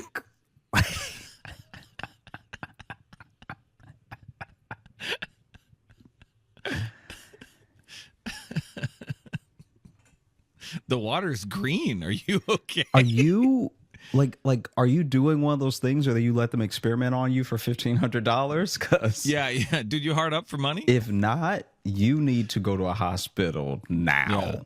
Yeah. I don't know why the water in the toilet's fuchsia right now. I don't know if you're okay. Take a cup of this as a sample because, sir, you dead. Okay. That's my favorite. We used to do that all the time. Anytime somebody used to do what? We used to do a thing if anyone seemed sick or if anyone did a thing that was like a little bit gross, like but it would be to them like, oh, you dead. Okay, I didn't. I thought you were gonna be like, we used to give them cups of their own urine to take as a sample. That's why I went. Never answered the question. What question? How much water do you think you drink? No, I did. I couldn't give you like an estimation. I feel like some days I feel like I'm pounding water, especially if I'm out doing stuff or if I'm working or whatever. Like especially if I'm subbing or whatever, I feel like I'm drinking water all day. I know when I have days where I'm at home just like working on stuff, like on the computer, like editing the show and stuff like that. That's where I know I don't always do great. I couldn't tell you amounts, but well, I'm sure on my bad days it's probably shockingly low. Well, I'm starting a water club. Okay, the Josh Johnson Water Club. Yeah. Okay, let's talk about it. I'll join. I'll get in the water club. Let's do this. Let's both get better at being hydrated. I will join you in this journey. Okay, so the first thing that we do is we all wear white robes. Okay. wow, starting off culty, you're not even hiding it. Yeah, but Usually the cult stuff is once you get to like step 4 or 5, they sneak it in there. You are starting right away. This is my club. Anyway, we all wear robes. We all wear robes. We all buy I get the to have same sex with everyone's sneakers. wives. Okay. We all get the same sneakers. And We worship a toilet. First of all, how dare you? Okay.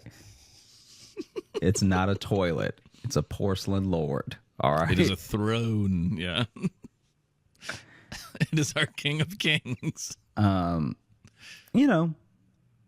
just think it would be cool to start a little club. Maybe people pay some dues.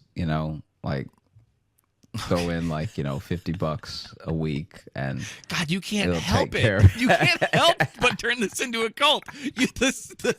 I keep being like, yes, let's start the club, and the next thing you say is immediately a cult or scam. Yeah. Immediately. No. It's not. There's no scam here. The $50 just goes said you towards wanna- your robe. All right. Okay, so now we've just started a robe company. Yeah. So this is someone starting a cult because they got a lot of robes they got to get rid of. Listen, I got left. My business shut down. I got boxes of robes. What can we do? Oh, I know. Worship a lizard. Let's do it. Yeah. That's my favorite thing about when you The start backdoor cult. when you start karate or something, how there's so much gear that they try to hawk on you immediately. Immediately you got to buy. Yeah. And it's so funny because someone will end up spending like $600, and I can't remember who it was. There was a guy. Maybe it was when I was at the grocery store. It was in Chicago, and he was telling me about how he had started karate, and he really was built like Dwight from The Office. So every time I see Dwight from The Office do karate, it makes me think of that dude because they built exactly the same. And he decided to take on karate very late in life. Okay. This dude took on the punching one late in life. Like jujitsu makes sense at any time because it's not about like it's barely even about strength. It's more about leverage, right? Right. And yeah. so it was made for people who weren't strong. So that one makes sense to me. But karate is like, you're not even nimble. You're just going to be kicking shins. Hey, sometimes that'll get you out of a situation. I Good shin guess. kick? Have you ever kicked someone? Yeah. Like you've kicked someone to hurt them? No, I guess like not in like a real. I mean, I probably did when I was a kid, but because when you're a kid, man, kicking's that's just communicating. Dude, kicking hurts so much. It hurts so much that I think if he had kicked someone in the shin, I don't think he'd be able to run away. I think they both limp in the same direction. Well, yeah, that's like when you see certain like fights, like UFC fights or whatever, and someone will just kick someone in the leg, and that's supposed to be just like I'm just kicking you in the leg, and everyone seems fine with it. But I'm like, that looked like a reason I would quit the fight. Can I tell you? I don't. Just like, I don't no, remember, I'm done. He kicked me very hard. We're done. Towel. I don't We're done. remember what fight card it was, but when I tell you there's a moment of that exact thing happening where this guy kicked another dude in the shin, right? Mm-hmm. And then took a step back to make another move, kick him again, whatever. This guy that got kicked to the shin spun around like a ballerina and then landed on his back, and the fight was over. This dude got kicked, fully spun on one foot. Spun from the bottom too. That's a hard spin. Spun on the ball of his other foot, and then went down, and then the fight was over. And I was like, that checks out for me. That does. Did he just drop and he was just like, no? Or did he get kicked in the shin so hard he passed out? No, the ref was like, clearly this person is done. Anyone who spins after they get hit, I think the fight is over. Whether it's a punch or a kick, even if it's a pluck, if you spin, I think you're done. It's like in certain video games where you can tell you've killed an enemy when they finally do like a ragdoll animation. They just go like burp and fall over. It's that in real life too. If they ragdoll, it's over. Dude, Well, that spin was tight. That wasn't a ragdoll. This man spun like he was born to do it. He got kicked so hard he became a dancer. Dude, this dude spun like he left his dancing shoes at home. Like he spun like he was good at it. And I don't know. Yeah, that for me, kicking is oof. But anyway, this dude started taking karate classes, and he couldn't go. Wait, which dude? The guy built I like forgot. Dwight. The guy that Okay. when I was in Chicago.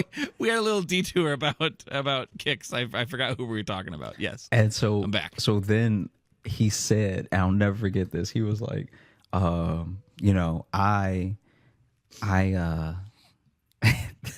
this whole thing, I was never going to make fun of him because I liked him and because I understand his willingness to do it.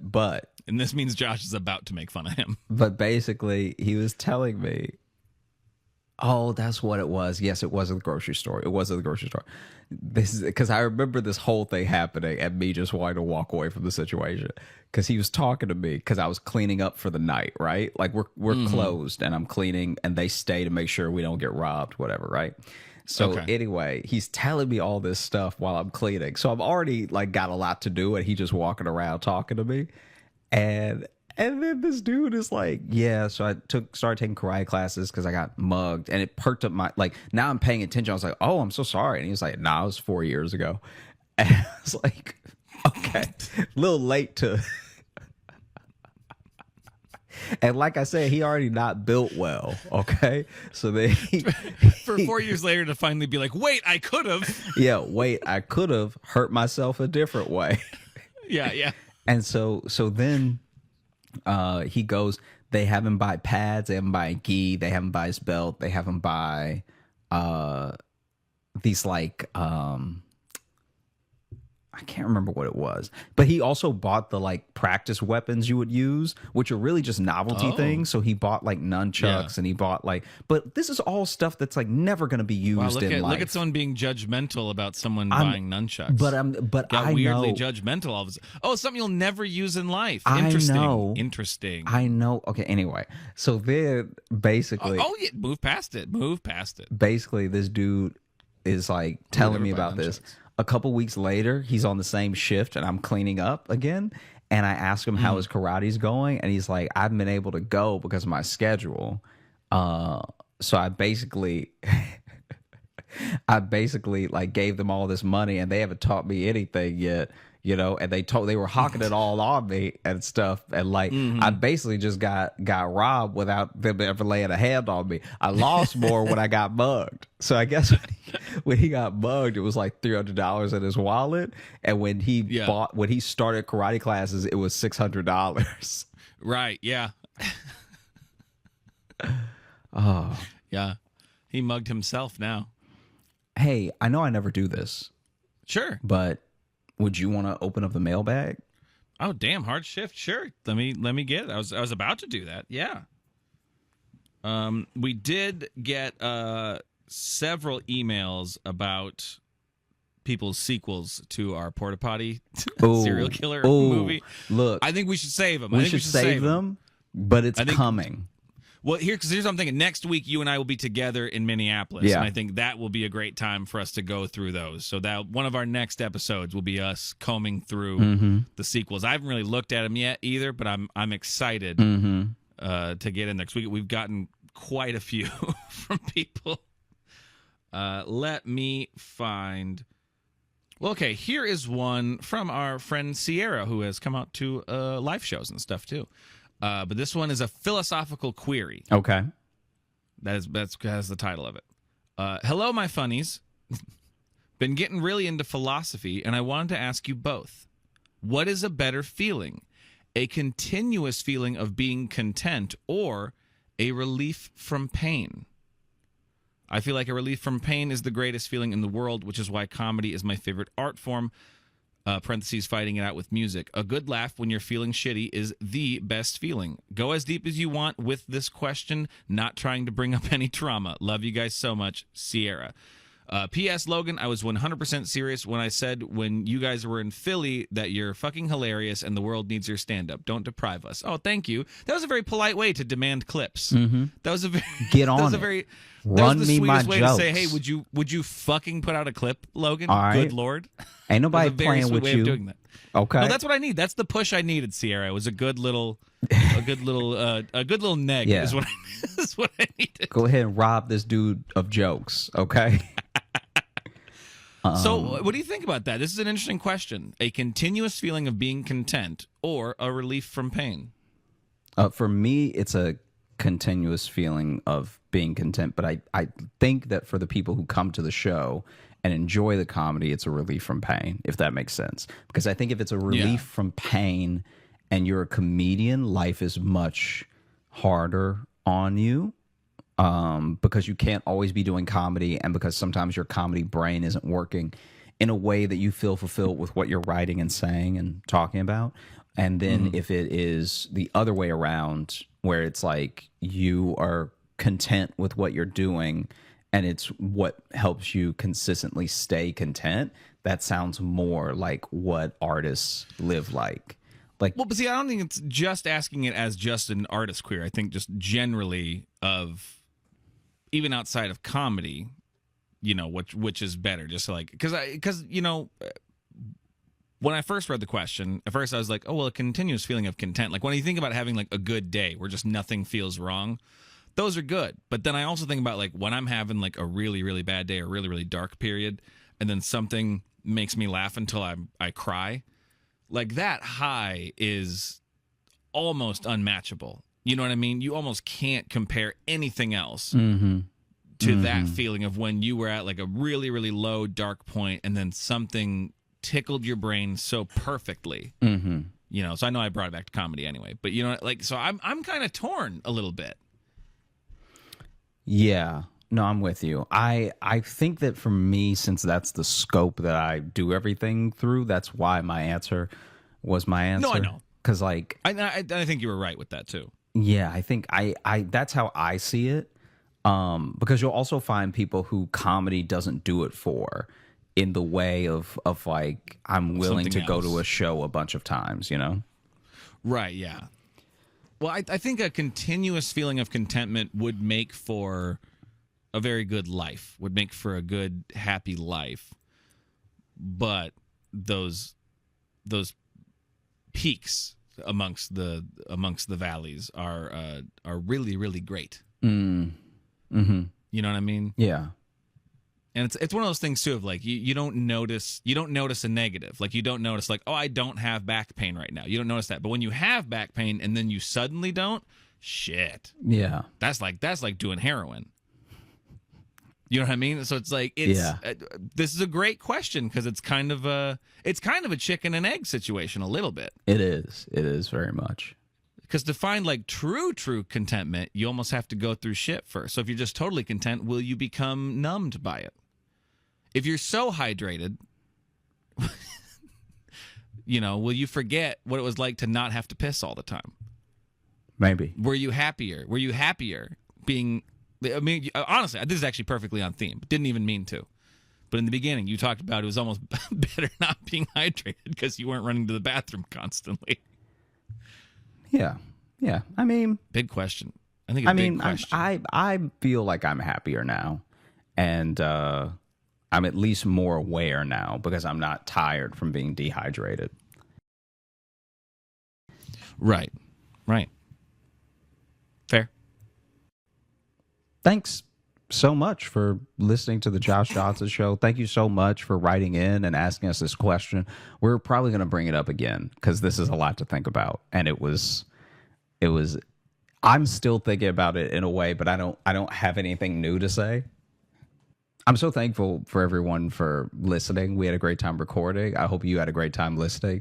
If you are looking to catch up with us on any of the socials, you can find me at Josh Johnson Comedy on Instagram, TikTok, and YouTube. We're going to be posting clips of the show. And if you're looking for Logan, My internet went patchy for a second, so I missed the end of that last part, but I heard you toss it to me. You can follow me on Instagram at Logan M. Nielsen. And if you want to get in the mailbag to either send us your spec scripts or your philosophical queries, you can send those to joshjohnsonshow@gmail.com. You can also leave us a 5-star review on Apple Podcasts. Not only will we read them, but we greatly appreciate it, and it really helps us on that platform. And if you want some other nonsense from us, these weekly episodes just aren't enough, and you think, man, I really would like more of these guys' great observations, because that's what I come here for. You can go to our Patreon, patreon.com/Josh Johnson Show. We have a bunch of shit there. And next week, Josh and I will be performing at Acme Comedy Club in Minneapolis, Minnesota, November 17th through 19th. I believe 5 shows total. I'm really looking forward to it. I think it's going to be fun. And if you're in the area, you should come out, see the show, say hi to us afterwards. We love meeting all of y'all. Thank you so much for listening, and y'all have a great rest of the week into the weekend. Hey, thanks so much for watching. Please like and subscribe. It really supports the channel. Hit the bell notification, because apparently it's the only way YouTube will tell you that something happened. And just tell a friend. That's the biggest thing you could do. Just tell one person in your life that you like, maybe you don't like, that this video happened to you. We release the podcast every Thursday on all the podcast apps, so you should find us there and subscribe on those and comment and leave reviews and whatever on all of them. And also, if you want bonus stuff, you can join our Patreon, patreon.com/Josh Johnson Show. We have bonus podcasts and videos and stuff there, and we'd love to see you.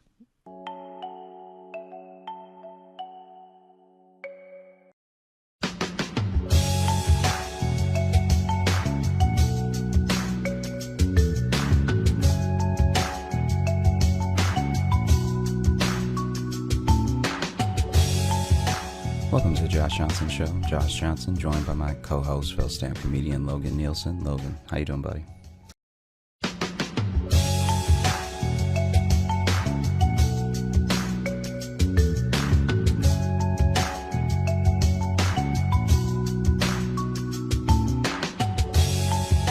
Welcome to the Josh Johnson Show. Josh Johnson, joined by my co-host, fellow stand-up comedian Logan Nielsen. Logan, how you doing, buddy? I'm doing well, man. How are you? I'm doing all right. I'm in Sacramento right now, and I went out with some comics after the show, and one of the comics had, I believe, was his girlfriend with him, and we went to a barcade, right? And barcade closes. We leave the barcade, and almost immediately, this was such an awkward set of events. So basically, I'm talking to another comic, and the other comic and his girlfriend are standing behind me, and it's just a big group of us, right? And so then this guy, I hear some, like, not yelling, angry yelling, but some yelling behind me, and then as the guy's past me now, the comic that I was with, who's standing next to his girlfriend, like, you're good, just go, you're good, whatever, right? And then the other guy kind of keeps talking and then walks fully into a pole and then bounces from walking into the pole into a bush, right? And okay, and the real other pinball situation. Yeah, the other guy's like, hey, you're good, just keep going, right? And so then I asked him, because I was almost about to say something of like, yeah, it happens, man. Like, it's all right, whatever. Right. And then I turn around and everyone's trying not to laugh. I'm like, what happened just now? And they tell me that guy was trying to catcall his girlfriend. Okay. But he clearly didn't want to do it when he was too close, because he passed them. So he didn't start catcalling, I guess, until he was running distance away, because it's very clear they're together, right? Right, yeah. And so then he's so busy catcalling that the guy is like, hey, you're good, just keep walking. Like, he was like just trying to get rid of him, right? Right. But then he's like still so focused on catcalling while his head is fully turned that he walks into the pole and then bounces from the pole into the bush. And so I'm glad I said nothing, because in my head, I thought he was trying to make that dude feel better about walking into a bush.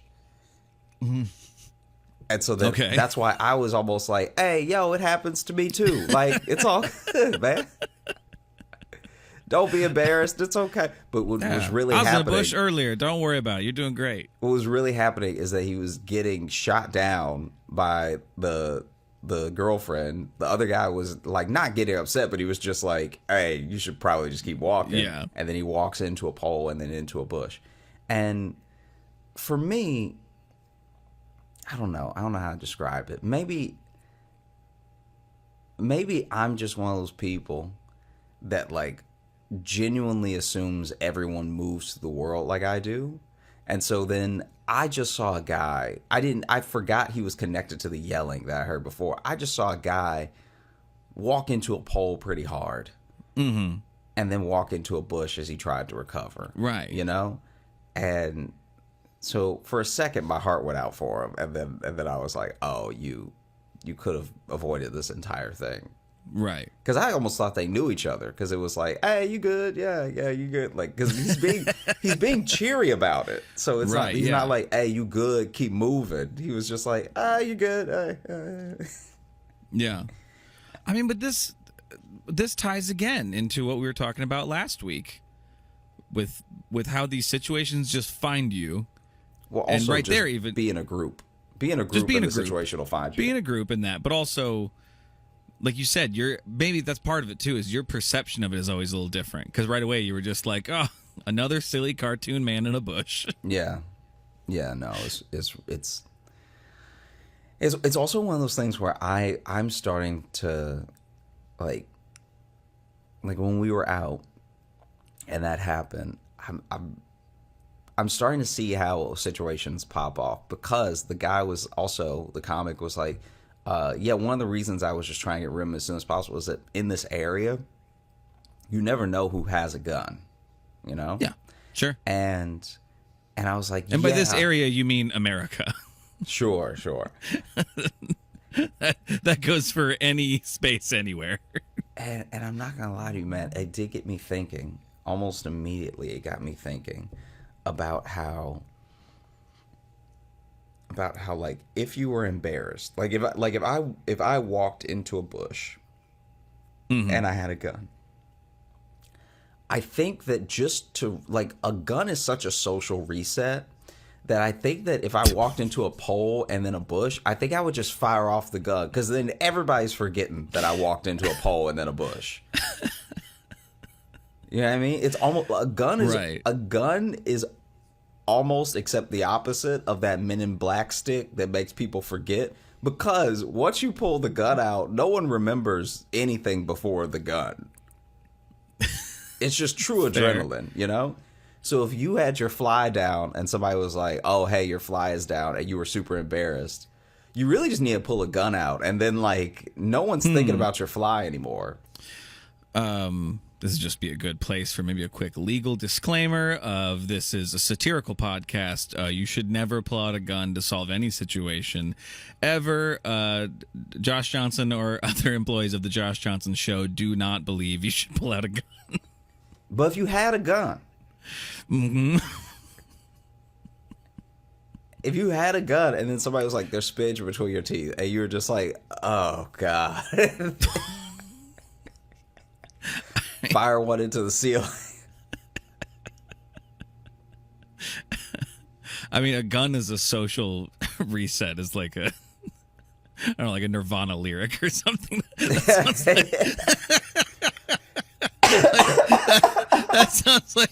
sounds like such an angsty song title.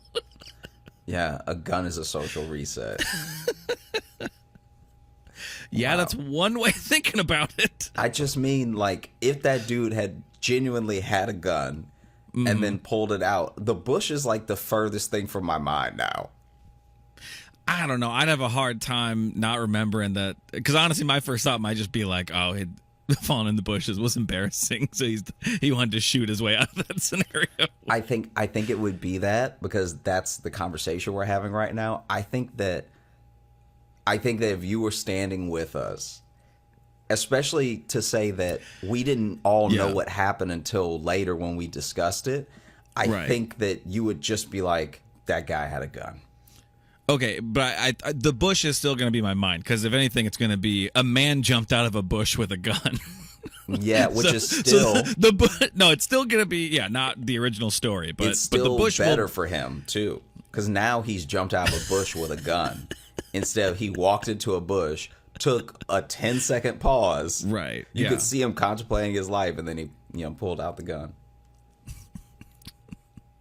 Fair. Yeah, a frazzled man fell out of a bush and he was armed. Yeah. So it had to make you wonder, where was he coming from? Had he just fought off the bush people? Yeah, that's true. Yeah, is he a hero? Why didn't he fire on them? Why is he firing at the air? Yeah, is that bush some sort of, is it like a Lion Witch wardrobe situation? That bush leads to a different kingdom that needed to learn a lesson? Yeah, it just needed to be taught, needed to be checked. You could toss something. Yeah. Yeah, they had to appreciate what they had in life. Like, if someone came out of a bush with a gun, I don't even think you'll remember they came out of a bush. You'll just be like, someone is firing. No, I disagree. If they come out of the bush, like, I'm going to be like, even if I'm running away, I'm going to be like, that man from the bush has a gun. Like, the bush is going to be on my mind. Okay. Yes, I'm not gonna immediately know or think about how he got to the bush. The bush, because to me, then it's not just a dangerous man with a gun. That's a dangerous man with a gun who's also maybe magic. You know what I mean? He's some sort of angry forest sprite. Yeah.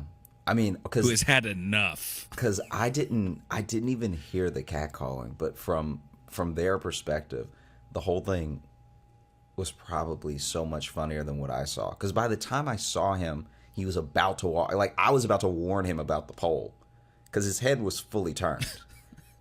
Right. And so then he walks in, and the way, I didn't know that there was a worse way to walk into a pole than head on. If you walk into a pole when you just off of this one person, so I guess I don't have much data to go on, but if you walk into a pole while your head is completely turned, you definitely almost bite your tongue. Definitely bite your tongue. Extra disorienting because you're not sure what's hitting you. Yeah, he probably thought it was a guy. Probably. Yeah. And it's skinny too, so even if you put your arms up to like push off of it, you're gonna miss. And the worst so it's part not like you walked into a wall. Is that if he had gone the other direction, he wouldn't have hit any bush at all. But he tried to like recover too quick. This person's also probably clearly drunk. Tried to recover too quickly. And then in his attempt to sort of like spin out of it and still look cool, he went into a bush.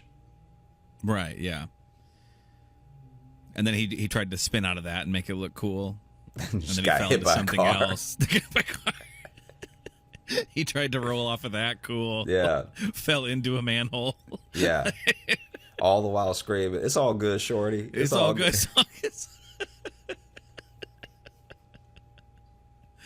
How are the shows so far in Sacramento? I know you got a couple more. Yeah, they're good. Yeah, so we have 2 more, and yeah, it's been fun, man. It's been a good time. Too bad. Too sorry I'm not there. Oh, it's okay. There's gonna be other shows. Yeah, no, I know. But we're right now.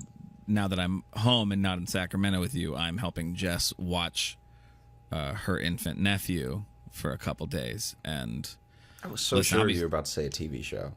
No. Like I'm helping Jess watch Game of Thrones. Well, there's too many names to keep track of, and, all this, lore and stuff. And so I keep charts for her. I let her know. Yeah. You have the map from the beginning of the books. Yep. Yeah, I have all that up there. We put pins in it for each new place Okay. we see in Westeros. And, it's going well. She's having a hard time, keeping the Starks separate, but that's fine. She'll get there. Yeah. I got flashcards for her. We're going to work on that tonight. I honestly, I've started Game of Thrones now, and I am at season 5, episode 3. Oh, did you never watch it before? No, I never watched it before. Oh, I thought you watched it when it was on. No. I'm glad that I didn't, because my friend who loves it, read the books, loves it, right? Right. He is like, once you get to season 6, just stop. Yeah, that's And- true. You're getting And I was the like, really? warning. And he was like, yeah, anything past season 6 just ruins everything because it's so hard to follow. It technically doesn't make sense. And because you know in your head that this is a studio thing, not a story thing. Yeah. Because HBO rushed it. Like, that's the other thing about letting stuff Well, like that HBO go did- public is like, Yeah. they apparently they went to the author of the books and just in a general meeting about more seasons and renewals and all that stuff, asked him how many more seasons there were in the story, like if it were to play out the way it had been playing out. And apparently he said 3, and I guess that was too much because they want Star Wars. And so, Well, but that's not HBO. That was the creators. the creators. Weiss Sorry. Weiss and Benioff, because HBO Yeah. wanted to keep going, and Martin wanted to keep going. They all wanted to do 10 seasons. That's right. My bad. It's But not HBO's Weiss fault. and Benioff wanted to leave to do Star Wars, which they ultimately lost. Also, probably because they fucked up the ruined landing it. to Game of Thrones so bad. Yeah. So basically, I'm you're excited getting the to warning. almost be done. Not because I don't love it. I'm really enjoying it, but because this is That a love rare gets hurt. thing.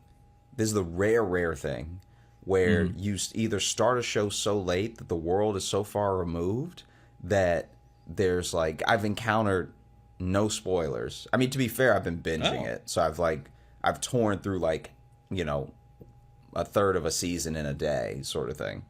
But also, the cool thing is that someone is giving me a warning that I definitely need to enjoy the overall thing more than some people who love it. That's what's so crazy. It's like, Oh, bro, he loves I it loved more it when than it was I do. on. Yeah, so Yeah. you love it. Like, people Dude, love I loved it, way and more. and here's the thing, and I fucking agree. Yeah, stop when you get to that point, because it ruins your love of the show. Wow. Like it was like my favorite show, and that last season fucked it up so hard for me. Like, I don't care anymore. Like, I hardly it like killed it in the social consciousness for a little while. We didn't no one wanted to talk about Game of Thrones for a few years. You know what's also funny about that, but what's almost good about that in a sense is that that's why I'm not encountering any spoilers, because everything. What's crazy? So I remember We were all so mad we stopped talking about it. Yeah, I remember being on tour early on when it was ending, right? Yeah. And so early on in the tour with Trevor, it was ending, and Trevor was waiting to watch the whole season. So he was hearing how people were getting mad, but he was like, "Oh, I'm just gonna on a weekend where I'm off, binge the whole season, whatever." And everyone that I encountered, even when we would talk about it later, was so angry that there were no spoilers. Like, it was probably the angriest I've seen a lot of my chill friends that I never actually see upset. They were so mad that they actually couldn't spoil it because there was nothing coming out of their mouth but curse words. It wasn't even plot points. It wasn't even like people, because you know how I haven't watched the Harry Potter movies, and I've read I read up to the 5th book, and I think I'd just have to start again if I was going to get into it. Right. Because Sally's read them all, and I think she's watched all the movies. But just something I don't know, something with life, just after the 5th book, I just genuinely did not have time, and then years passed. But at least when people didn't like something in the movie, they talked about it. Right. People hated the ending of Game of Thrones so much that it was actually like it was like everyone finding out they had a secret child with the worst person they'd ever met. You're not even getting the full story. You're literally just getting and how could that? Oh, no one was finishing sentences.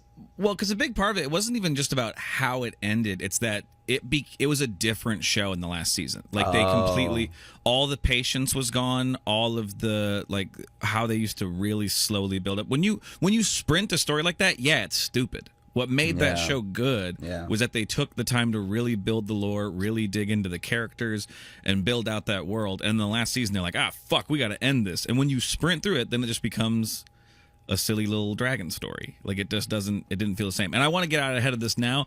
I'm not going to read any emails about Game of Thrones. Just telling you that right now. I don't want a bunch of emails either agreeing with us or trying to defend Game of Thrones. I'm not reading them. Just letting you know that now. All right. Just getting ahead of that. I'm not doing it. I mean, it would be funny to become a full Game of Thrones podcast. What a left turn that would be. That would be to be like. Okay, that I would be on board for it if we just turned to a Game of Thrones rewatch podcast. It'd be so crazy because it's like we're like years in now. We're so years it's like, into this. It's like, and we've never talked about a show for more than 8 minutes. And so there's enough episodes of Game of Thrones to fill like an entire year of episodes too. Yeah. We could just do a whole year of just Game of Thrones. Yeah, just a companion podcast Yeah. to watch as you rewatch. That would be so insane. What a way to potentially tank the entire show is just like. Wait, And we why'd won't you commit pick fully to it this? either, because we will stop at the 6th season too. So we won't even do the full watch. It's like of Game doing of the Thrones. first 3 episodes of Firefly as a podcast. It's just like, what? Then why are you even talking about it? We just really love that first little bit.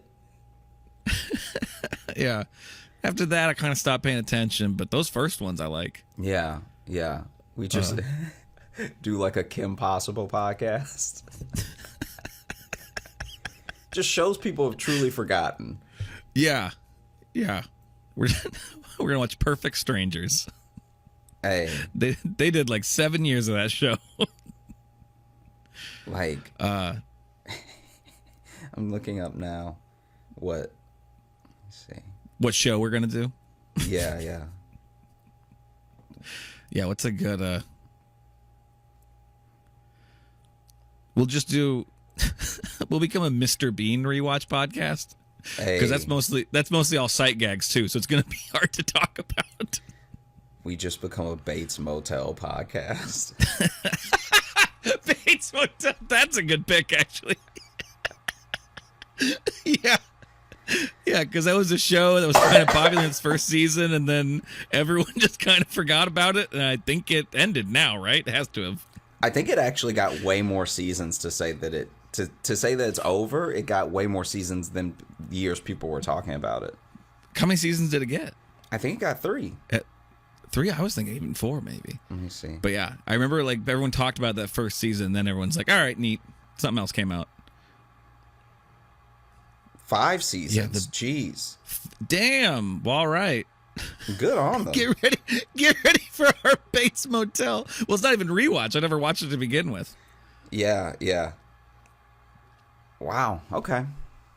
It's good to know All what we're right, doing well. for the next year and a half. Get- Probably get 3 ready for that, years. everybody. 5 seasons. 5 seasons, depends how many they did a year, but I mean, yeah, if you go at least 10 episodes a season for cable usually, so you're looking at least probably 50 episodes or more. So that's at least a year, at least a solid year of of Bates Motel. It would be What would be amazing is to do like a companion to a show that doesn't exist. Like just like following a show. Yeah. And like I've pitched that idea to someone before, and I think they said that they knew of somebody who was doing something like that. But, I see. but I like the idea of that too, of just throwing in twists every now and then, new characters. But you have to keep the canon consistent too. Yeah. You have to actually build the show.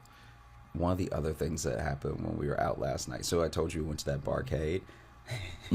As we were waiting to get in the barcade, because there's just something about being in LA where there's more, not LA, but in California where there's more lines to get into places.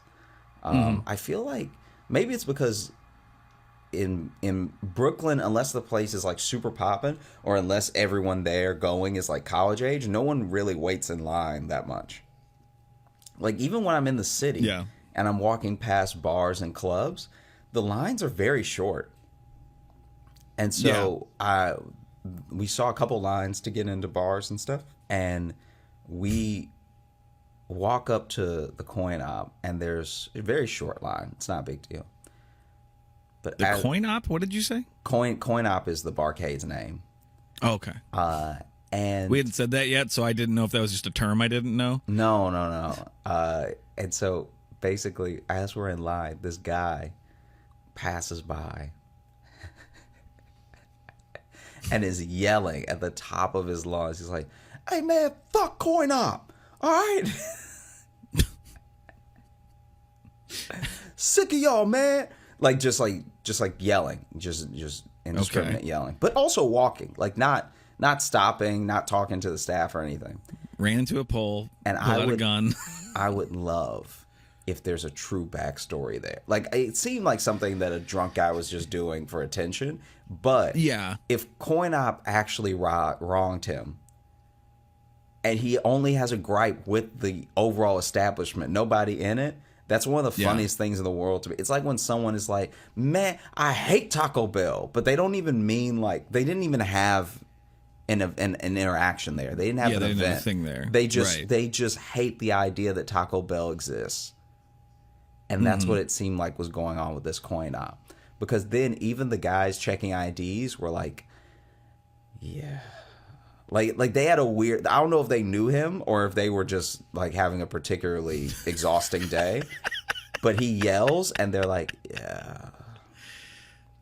To no one. It's not like they're talking to us and we're talking about it and they're like, yeah.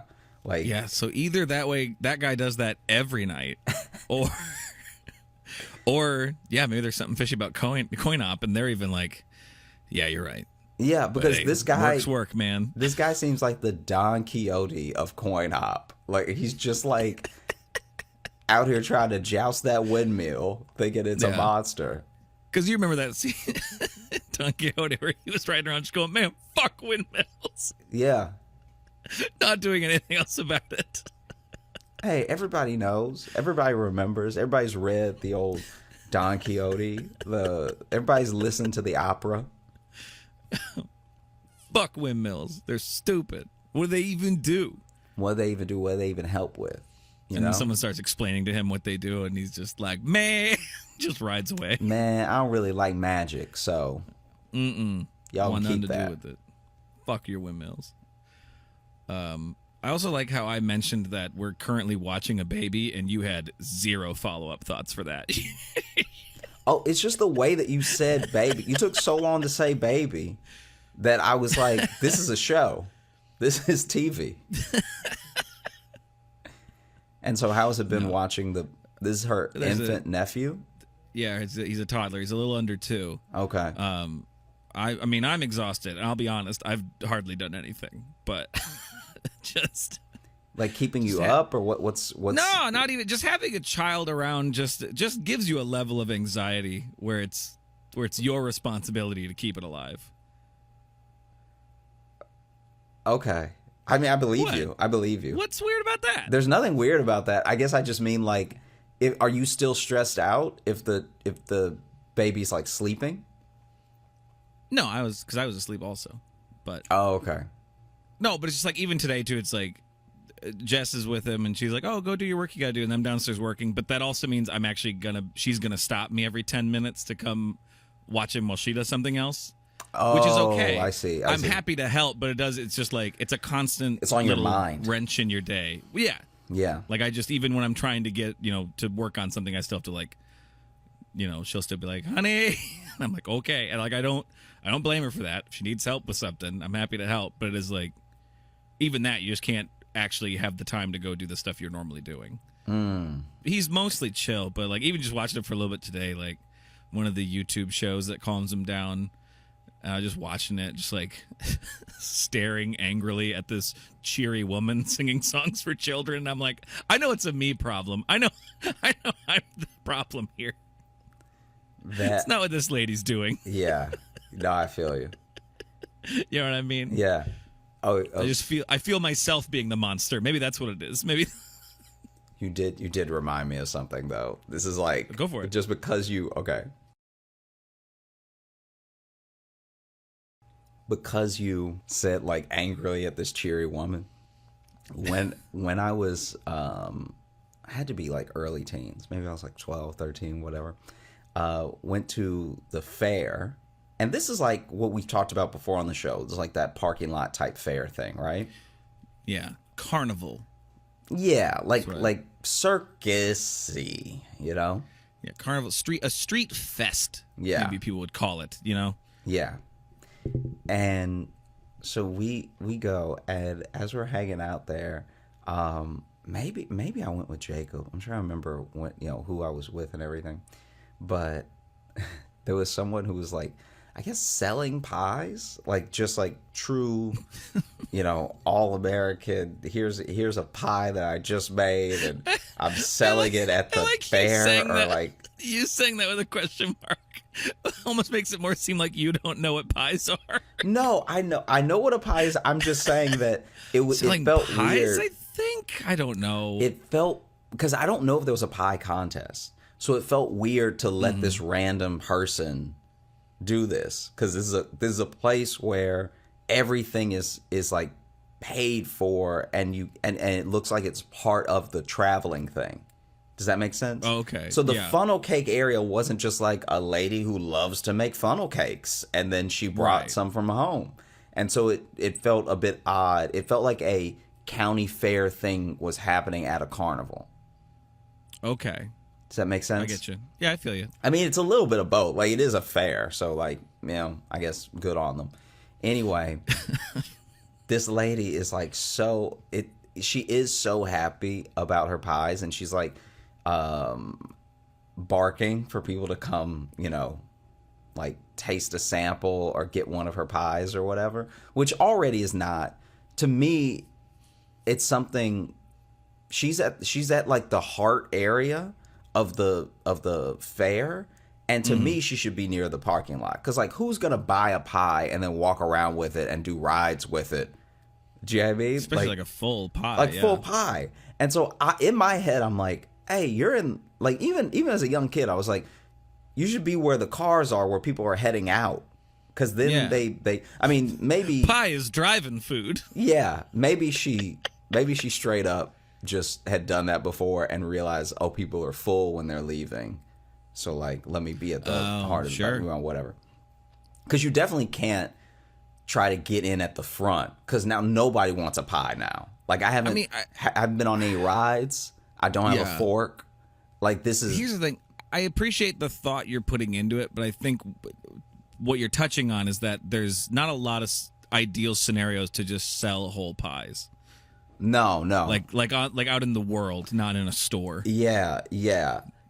And There's too many variables. there's too many variables. It's just too messy, It's too messy. It's a cumbersome treat. And so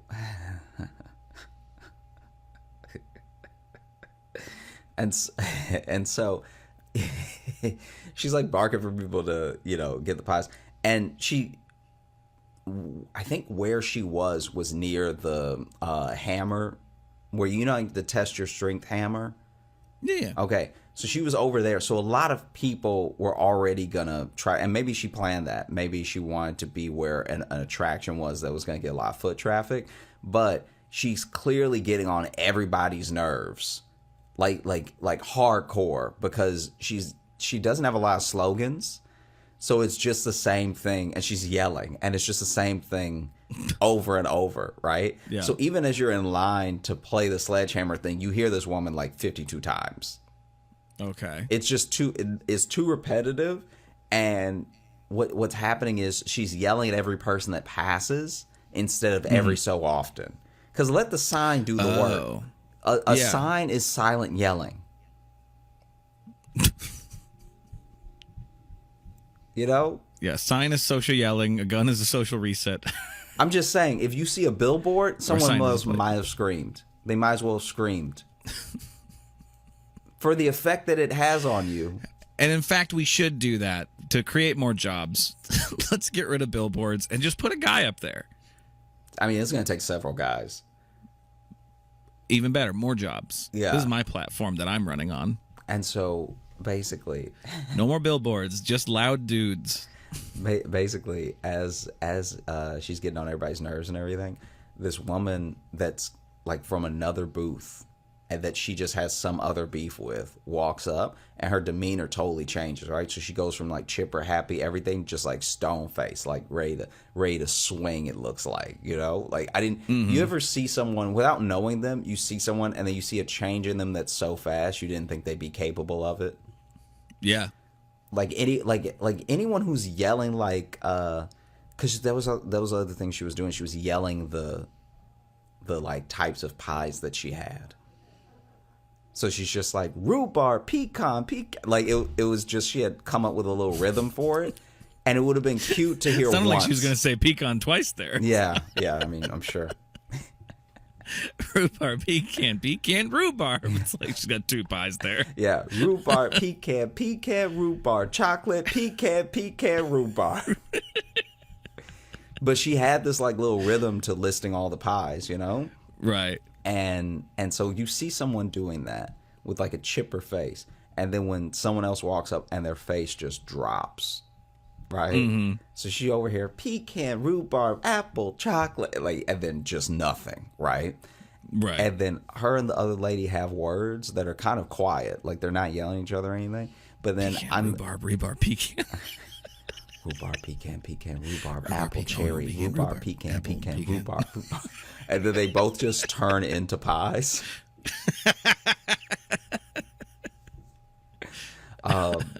And so it's a pie witch. You know pie witches. Pie witches. Yeah, they go out there, and it makes you scared to eat the pie because you're like, is this a pie or is this a person? Is this a pie witch? And so then they're, quietly talking everything. And then the lady, this shouldn't make me laugh as much as it makes me laugh. But then the lady who walked over, who is having words with her, is talking to her, maintains eye contact, and slides a pie off the table and then walks away. Hell yeah. Oh, it'd be a shame if something happened to this rhubarb. Bam. We've been talking about for a social fee, resets. Hey, social ransom, all right? I would hate for something to happen to this pecan, rhubarb chocolate. Perhaps for a small fee, we'll make sure you get through this carnival and or festival safely. Well, I already paid the fee for the booth. No, this is different. Nah, this is let's just say we're not with the festival. Look, let's just say I don't want anything to happen to those beautiful pecans, all right? Yeah. Sure what'll happen, Bruno, and then he does the hammer thing. He's been waiting in line the whole time. You think he's been waiting in line for the hammer test, and he's just been waiting with this guy? He's been waiting for the threat. So then this guy's been off to the side waiting for him to get to the front of the line to go do the threat. Also, pie goes all over them. Like, pie goes all over everybody. But yeah, she just slowly, and the way, okay. This is like a cat. This is the other disrespect about it. She slid it off so slowly that the other lady could have saved it. Like, she maintained eye contact, but her hand is like, and then she's whispering. She's like, rhubarb, pecan. It's still on the table when it's here. Like she didn't pick one that was at the edge of the table. She slid a pie from like the middle of the table. She had to take a step. She had to do a little like traffic jam with the she had to take a step to slide this pie all the way off the table. Did the pie lady just not notice that she was pushing it? I think the pie lady was getting so pissed that she was just like, you ever get so mad that you don't react? She was just tunnel vision. Yeah, she was just tunnel vision. Like, and it just, what I'd like to believe they were whispering is just like, I'm going to slide this pie off the table. I'm going to slide it off the table. Oh, you better not do that. Oh, Don't do that. I am going to do that because I don't like you and I don't respect you. Let go of my pie. And I don't like my pie. And I don't like what you do with your life. How dare you? My pie's so good. And now don't do it. Off the table. Now it's off the table. I didn't want you to do that. Now there's grass in your pecans. Enjoy. Finally, another ingredient. Enjoy your ant pie. Bitch. It's ironic because I'm the pie ant. Yeah, but then also she took a second to like clearly was gathering herself, which I did feel a little bit bad about because as annoying as she was yelling, it was like, well, now this person's just devastated, right? Right. And then takes a minute to gather herself and then starts like yelling again with the, pecan, rhubarb, like all the stuff. But just with tears running down her face. But the pie is still on the ground. And she just never picked it up because I guess she felt like it would have been too much of a step down to pick up the pie. What are you gonna do with that? What are you gonna do with that? Then you got to find a garbage can or something, or you can't have a fucked up pie sitting on your table. Yeah. So, I think the best course of action is to pretend like it didn't happen. Yeah, pecan, rhubarb, grass. Pecan, rhubarb, ground. Yeah. Also speaking. Oh, that one's not for sale. That one's not for sale, unless you're that bitch Heather. I'll sell it to her for free. It's like, well, it's not really a sale then. That's a gift, I think. What you just. Oh, it won't feel like a gift. She wants to put my pie on the ground. She can join my pies on the ground. She can have a little bit of that dirt flavor with some of that pecan. I mean, if she's the one that put it on the ground, she probably doesn't want it. It sounds like you don't know what to do with this. No, You've never she's been gonna love before. it. All right, she's gonna love the pecan. She's gonna love now the you think dirt. she's gonna like it. Interesting. Yeah, because just burst out into tears. You ever been in a fight before? I just wish I knew the backstory. It's just two middle-aged women that were like having words very quietly, but then what an alpha move. Did you see where the other lady came from? Did she come from a different booth? No, but I saw her later behind like a squirt gun booth. Interesting. Yeah, so she wasn't even selling other foods like a rival baked good. Yeah, that was no. My first thing was like, ooh, these are rival. Yeah, it would be bakers. great. Pie versus funnel cake would be fire. Yes. Yeah, that thing. That's what I was hoping for, I guess. Honestly, if she this is a person who's clearly unhinged though, because as minor of a thing as it is to do, it does feel like I felt like this was a crazy person when I was watching her. Oh no, it's a wildly aggressive move. Yeah. And so well, passively aggressive move, maybe. And so what I will say is if she was running the funnel cake station, she would have come over with hot grease. Like this person. Our saving grace is that she was behind the squirt gun thing and those squirt guns can't move. Yeah. Maybe that used to be the spot for the squirt gun booth. Oh, They used to have that prime real estate. That could be it. The squirt gun it. booth used to be near the sledgehammer. Yeah. So it was great back and forth money of people waiting for the hammer. They'd come over to the squirt gun, vice versa. And now this pie lady messed the whole thing up. And no one wants these damn pies walking around a carnival. Unless you're going to have a pie throwing game. Yeah. This is games. This is the game row. Yeah. Make a game out of this pie. And I got a new game for you. It's called ground pie. I got a new game for you. It's called Do You Have the Balls to Stop Me While I Slide a Whole Pie Off of Your Table? Because also, look, this is the other thing, and I don't know this woman's situation. I really don't. So I can only make fun of it so much because I'm sure there's a logical, maybe she had a van full of pies. But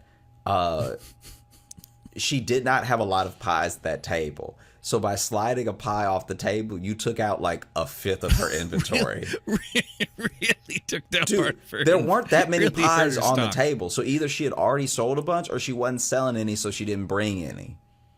Yeah. Because the fair is for the whole weekend. Yeah, and maybe she doesn't fully understand fairs, and she doesn't think that clowns are a part of it. They think clowns just come to it. And she's like, you know what, clowns love pie. You know what I would... Pies and seltzer water. That's what I have. I didn't even see how much the pies were. I would love if just to cover her costs. Yeah, just to cover her costs. Each pie was $200. Like every slice of pie is full $200. And you said this is by the entrance. No, this wasn't by the entrance. No? This is in the heart of the in fair. The heart of it. Yeah. Okay. That's why I was like, Yeah. this doesn't make any sense. Like, why would I buy a pie and then ride a ride? But even the entrance isn't really like there's. I don't know. I'm just not. When would I want a pie?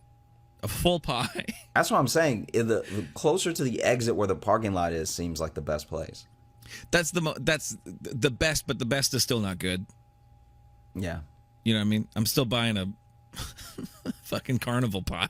Also, we got pie at home. Okay. We got pie at home. Yeah, I want the pie that a bunch of people have walked by and coughed on. And Yeah, someone's That's- definitely farted on that pie. that's where I want to get my pie. Yeah. In a place full of of old machinery and old games that have been touched by 9,000 people a year. Yeah. That's where I want to get my baked goods to take home. You know what I like sprinkled over my pie? Rust from the Ferris wheel from on high. Yeah. It's why when you go to a carnival, you want deep fried stuff because then you at least know nothing survives that. So this food might be nasty, but at least it's clean. You know what I mean? No germs survive that frying process. Tell me I'm wrong. I feel like that's not quite I feel like you could still have dirty grease. I feel like You can that's still have dirty grease, but but so clean might be a stretch. Definitely burned. These germs are It's- scorched. yeah, it's clean nasty. It's the cleanest nasty you're gonna get. Yeah. Okay, so look, this thing, you may even need to cut this because this may not be funny to anyone but me. But Usually means we're gonna talk about it for a while. you know, like an ick, like when you get the ick and stuff. Are you talking about that in like the terms of of the terms of your stand-up joke? How you do Yeah, it? yeah. Just like how Okay. you get the ick when you like someone, but whatever.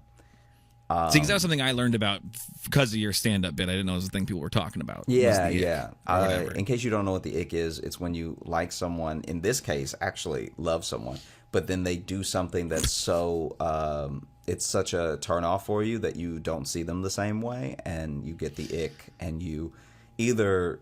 I mean, sometimes you still continue on and then fall in love anyway, but almost always you just stop being like attracted. That's why it usually happens on the early end, because once you love someone, it's very hard to get an ick that is, because an ick is also innocuous. It's not like something obviously horrible and huge, Right. you know? But you're saying when it happens later, you're less likely to like end the relationship, is what you're trying to say. Yeah. Because I had an ick recently with Jess actually. Oh, really? Yeah, because she said bagel instead of bagel, and it was a real. Was there something in her mouth? No, she just straight up said it. Just straight was like bagel, and I was like, that is. And here's the thing: I've heard her say bagel before too. So this So was I- just a mistake, or does Maybe, she but then think that it's pronounced either way? I don't know. She got real close to when she said milk the other day, and it really sounded like milk with like an E. And I was like, "Hun, what's going on here? Are you okay?" Yeah. That's wild. It's She's not. It's not like. some of them have come out of nowhere. Yeah. It's one of those things where you're like, hey, let's we should go to a speech therapist together, just together to like see if we're still saying everything the same and, feel good about how we pronounce things and stuff. Yeah. Let's just set it, let's set Yeah. what the pronunciations are. Let's agree together. Does your tongue feel the like a words are pronounced. tool or like it's in Yeah. the way? Yeah. Yeah, you feel is there a lot of turmoil going on in there? I just want to know. Cuz we can sort that out. Yeah. I don't know. That's was just a joke. That's not like an ick, but it's you say your mic Yeah. or did you hit the table? No, I hit the mic with my hand Okay. pretty hard as I was trying to discreetly move. Well, it wasn't that discreet cuz you went ow. Yeah, I just had to let it out. So, I was trying to be discreet about it, so I looked you in the eye and said ow. So I was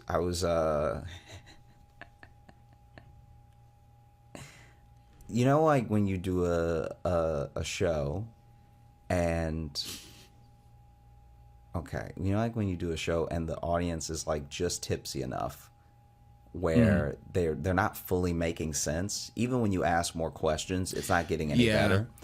Yeah. So I just asked this random couple what their ick was, right? And I still don't know who did it. It was a man and a woman sitting together. And I had asked the man, but then the woman spoke up. But then it sounded for a second like she was talking about herself. But then it seemed like maybe the guy had done it. Basically, the ick that they both agreed they had was, this is so specific, but one of them came home one night and from a long trip as well. So hadn't been home for a while. And they come home and their partner, because once again, they were so like drunkenly trying to explain the thing that I could not gather who did what. I even asked them straight up at one point, and then they busted out laughing instead of answering me. One of them came home from a long trip, and their significant other was seated on the floor in front of the TV with just an entire like a tin is the only way to put it, like a baking pan tin, deep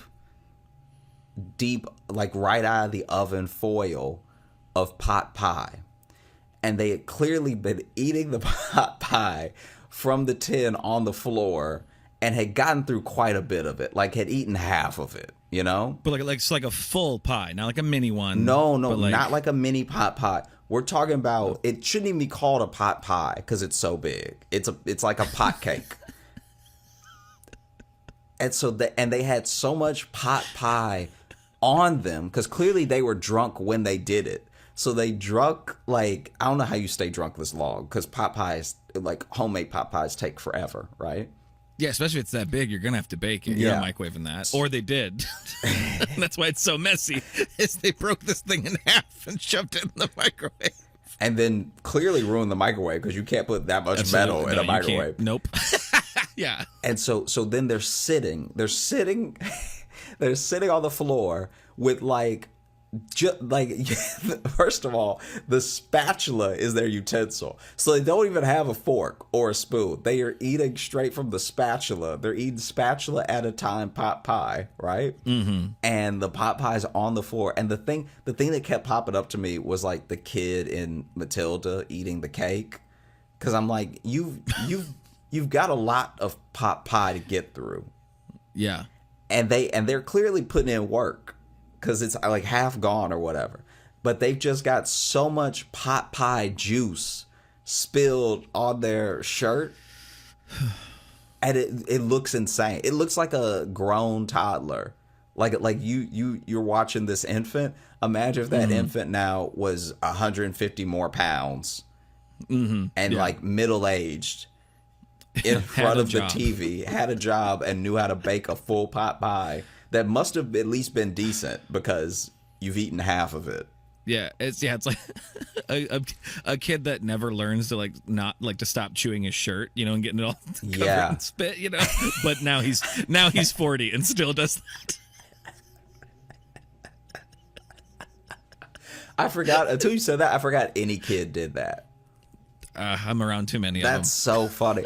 And so so they come home and they're just like sitting like almost in pot pie because they've also spilled a ton because it's a slated spatula. So it's like it's great. one of the spatulas where like clearly juices are gonna go through. Yeah. Yeah. And so there's just like pot pie on the lip. It's like pot pie on their chin. It's all down the shirt. It looks like they jumped in the pot pie. Right, yeah. Like they dove it, and so they're just... They did a slip and slide with pot pie. Yeah, and Popeye slip and slide. Apparently... The game that's sweeping the nation. They're not even sitting like crisscross. They're sitting with legs open with the pie as close to the thighs as they could get it. So they're eating over the pie. but it's also like on the floor. That's why I said the toddler thing, because they look like how a toddler would. And eat. this is a couple that's still together. There's a couple that's still together, but then We're together at this point. and and then I'm like, yeah, that's a I'm just gonna walk situation. Like, keep the house, keep everything in it. I'm gonna go. Yeah. Right. Yeah. But the thing I'm that's gonna change my name. Here's my phone. I'm smashing it in front of you so you know not to call me. the thing that's so wild about it is that they were both agreeing, which means whoever did this gave the other person the ick and gave themselves the ick. Because they were both like, oh, this is the most disgusting thing I had ever seen. But one of them did it. Well, and the fact that they were together when it happened, because honestly, to be that drunk and eating a full pot pie like that sounds like one of them got dumped. Yeah, no one should be doing this in a happy life. No, that's not that's not behavior for when you're doing well. Yeah, that's not Just like mentally and emotionally. hey, my girl's out of town, so you know what the boys go do. Yeah, Full we're gonna pot pie party. weekend, okay? we go get nasty with it. All right, we getting baked, and when I say baked, I mean pot pie, baked every day. Okay, God, the boys slurp some gravy. it's gonna be juicy. You gonna be slipping. Yeah, Crusty at the top. Getting them veggies in. Yeah. I mean, the boys. Maybe a little bit of stew meat in there just to spice it up, Yeah, just like Grandma used to make. Just the like OG bro. Just like Grandma used to make, except way too much that Grandma never made. She did a reasonable amount. I'm a ball she out. made the right amount. She made the right amount. She was a responsible woman, but not me. But not me. You know what I mean? I got to flex on them. And by flex on them, I mean get so sick that I cannot flex a single muscle, Yeah. Now give me the spatula with the biggest holes in it. Give me the spatula that'll let people know, hey, I eat like a baby. Yeah. These clothes, they don't go in the wash. They go in the fire. Yeah, not my lucky shirt, okay? Nuh-uh. These clothes will not be saved because it's about to get so crazy in here. I'm about to be soaked in pot juice. Shit. All right? We might have to buy a new house. Yeah. For how wild it's going to get this weekend with the pot pies and the boys. Hey, when I say the boys, I do mean just me. I mean me by myself. I have trouble making adult friends. Also, Pie. Also, we have a carpet, so this living room will be ruined, okay? There's certain decisions you can't make with carpet that I'm going to make anyway, because I'm nice like that. See, now I'm going to go ahead and combine these stories and say that this is how the pie lady who got bullied at the fair reacted. She went home and got drunk and made a pot pie. And made a pot pie and just spilled most of it on herself. Just spilled most of it. Which is also very hot. Like that, like if you burn yourself, have you ever burned yourself with a pot pie before? Sure. I mean, I burned myself with many food. Well, this is my memory. This is why I'm this person's living foul is because when I was little, one of the first things that I used the oven for, because it was a big deal that I was using the oven when I was a little kid, because for so long I was told not to touch it. And then finally they were like, you're old enough that if you want something that gets made in the oven, you can put it in. You just have to follow the instructions. And so I remember, this is so insane. I remember wanting a pot pie. I think I was at my grandma's house. I wanted a pot pie, and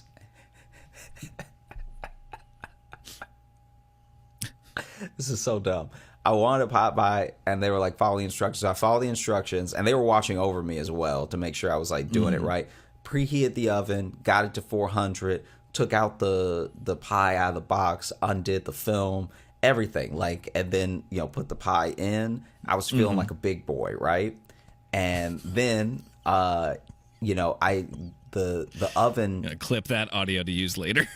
The oven like a big boy. Didn't have a timer on it, or at least the timer didn't work, so I had to keep time myself. So I was watching the clock, because the clock said in 20 minutes the pot pie is going to be ready. It was a little mini one, right? And so I'm just watching, and every so often, I'm even having like, panic attack is a strong word for it, but I'm even having moments of like freaking out because I'll be watching TV and then remember I haven't checked the clock in a while, so I'm like, oh, did I miss it? You know what I mean? Like, because I want the perfect golden brown pot pie to prove that I could use the oven. You know? Yeah, you got a lot riding on this. Yeah, and so this is an important pot pie. So then I see the time. I'm freaking out because it's 20 minutes. I looked just as it was turning 19, and so I remember counting down the seconds on the clock because I thought that's how cooking worked. Like I thought that at 20 minutes it would be perfect. And so then I lower the oven door, and like somehow whether I wasn't told or I just forgot, somehow information about oven mitts had slipped through the cracks. So it doesn't even occur to me to grab an oven mitt. Yeah. Yeah. And so you didn't know this was a thing that existed. Yeah. And so I just reach on in. I reach in and grab the pot pie, right? Now the pot pie's tin that it's in is like a foil type aluminum, around it that it cooks in. Yeah. And so I reach in, I grab it. The way that I grab it is I grab with my index finger and just the I guess like inside of my thumb around the foil part, but then I end up putting my thumb in the pie when I'm grabbing it to pull it out. Oh. And so I put my thumb in the pie. I'm burning, like I think my thumb is going to burn off because I didn't realize that it would be this hot. I didn't like finish in my head what cooking, like how to get something out of the oven. And so it's to the point where my finger's already in. And so even in pain, I pull the pot pie out of the oven. Yeah. Like I just rip it out real quick, right? This all happens so fast. It's not like I have a blister or anything. Like my thumb is clearly burned and hurt. And I want to cry because I'm little, but I also don't want to give away that I've made such like an insane mistake. Like as soon as my thumb is in the pie, I realize I've done something horribly wrong. You know this is going to affect your final score. It's going to affect my ability to use the oven, which is also going to affect the snacks that I get. Because sometimes I want something and my grandma didn't feel like making it or didn't feel, so if I can do something myself, I can have it whenever I want. This is a big moment in your life. You're leveling up as a big boy. And so my thumb goes in the piping hot pie, right? That's how I know it's Jack done. Hornered yourself. Is because steam is shooting between my thumb and the pie. And so I rip the pie out. I like set the pie down on the oven door that's all like all the way down. I then realized this is what oven mitts are for. And so I grab the oven mitts and then, grab the pie, put it on the counter and everything. Am nursing my thumb. And this is so devastating. I'm eating the pie later, like I let it cool for a sec because I'm like really hurt. I'm like sitting there like, ooh, and I'm trying to hide it as well because I just don't want anybody to know how badly I messed up, Yeah. And so I'm like really like nursing, but like I'm trying to not let my thumb touch anything while not showing it's hurt. And so then it's time to eat the pie, but I burn the thumb that I eat with normally. So I eat a lot with my left hand. And so I burn my left thumb. The thumb that you eat with, though, makes it sound like you just dip your thumb into things. Oh, yeah. That's how just stab food with my thumb and then into my mouth. Yeah, instead of counting calories, I just eat a thumbful at a time. And then, 100 thumbs and you're full. I eat 100 thumbs a day. And so then I can't now grab the fork because this thumb hurts so bad that I can't like grab the fork and eat the pot pie. And so I use my right hand, which I'm like a left-handed person. And so I am completely missing my mouth. You think eating was an ambidextrous thing? And is for me, it's just clearly not. So I am missing my mouth and burning my lip with hot pot pie. because Yeah. I'm Yeah, those. because I'm just using the wrong hand. Like in a these weird are- way, I don't even know how to hold the fork. No, I know, and the problem is too is it's high stakes. You got high stakes to suddenly be ambidextrous because not only are you trying to show you're a big boy, but what you're wielding is hot, Yeah, and hot so and messy. So it's like this is a lot. This is a lot on a little guy. So I've got one thumb in the air just to cool, right? And then I've got my other thumb on the fork, and I'm just it's crazy. I actually feel like I was in an accident or something. I'm relearning to use my limbs because I've never even tried to eat with my right hand Jeez. before. Yeah, definitely the same thing. No, I'm just saying it's like because I'm trying to eat with my right hand for the first time and hold a fork. Right. It's like not even occurring to me how to do it. Like it's genuinely I have to think about how I would do it with my left, try to mirror it with my right hand, stab the pie, lift it up, and not like fling it into my own face. Right. Yeah. Because the crust is super hard. Mm-hmm. Like if it was just already all broken off, then maybe I'd have a better chance. But the crust is also hard, so I'm not even aware of how much pressure to put on the fork.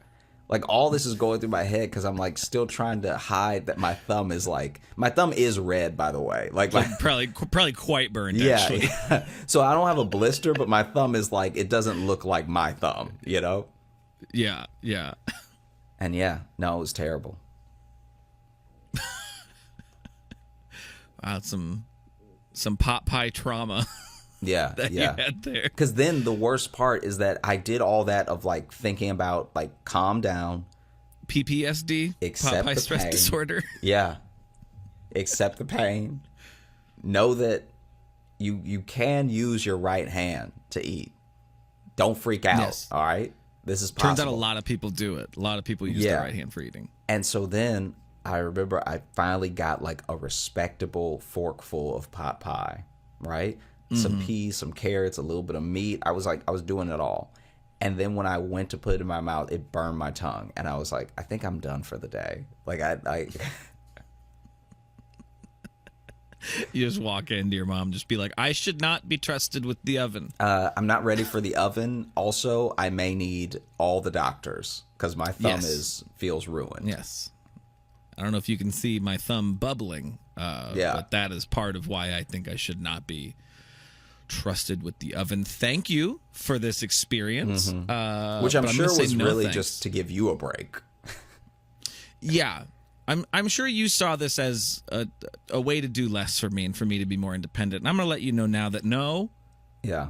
Just going to let you know that I'm going to say no. I'm also going to And throw you- out there that after the thumb thing, I put a Band-Aid on it because in my head, all Band-Aids made things better. Well, that's just child logic. Yeah, a Band-Aid will fix it. But because now, at least when my finger was in the air, I like nothing was touching it, whatever. Now with a Band-Aid on, it's constantly being touched. Like Yeah. like now, anytime I move my hand, I'm like, yeah, Yeah, if you put a Band-Aid on it, you feel the blister grow. yeah, yeah. Like you feel it actually from beginning to end Wow, be this created. Band-Aid is getting tight. Yeah. Wow, this was wasn't expecting so much pie drama for this episode, but it's what happens. Hey, real quick before we go, should we open up the mailbag? Yeah, let's do it. I got one thing just because I think this will go perfect with the sentiment of a gun is a social reset for because that's kind of I'd say maybe an emo statement or something. So how about we look at the return of Goth Josh? There we go. It's a new one. This is from Mike, and it's post-apocalyptic Slender Man Goth Josh is what we have. So this one here, look at that. You look badass in this. How do you feel about I mean, this? it is very well drawn. This is wild. It's like something out of Sandman. Yeah, yeah. This is like truly wild. And then they also put this one down here. It says, I'm not sure if Josh digs Afro Samurai, but here he is. So this must be a different take on it. That one went enlarged, but Yeah. Wow. Wow. so there you go. A couple different. We'll put those in the video. Probably post them on Instagram. But thank you, Mike. Thank you, Mike. Those are both very cool. Those are some gnarly goth Joshes / samurai Joshes / post-apocalyptic Slenderman Joshes. Yeah, that the other one looks like straight out of Samurai Jack. Like, I don't know The if one I'm a down good here. guy or a bad guy, but I'm in it. Yeah. You're a mysterious figure in the distance watching them or something. Wow. Yeah. Thanks, Mike. And thank you for listening. Well, we had a great time recording. I hope you had a great time listening. Thanks so much for listening to the show. If you're looking to catch up with us on any of the socials, you can find me at Josh Johnson Comedy on Instagram, TikTok, and YouTube, where we post clips of the show. You can also find me on @JoshJohnson on Twitter and Josh J Comedy on Facebook if you still use it. And if you're looking for Logan, You can follow me on Instagram at Logan M. Nielsen. And if you want to get into the mailbag like Mike did there and send us stuff, joshjohnsonshow @gmail.com. You can also get in the mailbag by leaving us a 5-star review on Apple Podcasts. And if you want bonus stuff, you can join our Patreon, patreon.com/JoshJohnsonShow. We have bonus podcasts and video stuff and access to past live shows. And speaking of live shows, we have one coming up October 16th. It's a Sunday at 6 p.m. Eastern Time. We are doing another one. I can tell you right now, I already plan for that one since it's our October live show. The teased several times throughout the show, the creepy ass dolls that Jess has in our house are probably going to make an appearance at this coming live show, much to mine and Josh's chagrin. chagrin's one way to put it. We hope you join us for the virtual live, but also that you have a great rest of the day into your weekend. All right. Hey, thanks so much for watching. Please like and subscribe. It really supports the channel. Hit the bell notification because apparently it's the only way YouTube will tell you that something happened. And just tell a friend. That's the biggest thing you could do. Just tell one person in your life that you like, maybe you don't like, that this video happened to you. We release the podcast every Thursday on all the podcast apps, so you should find us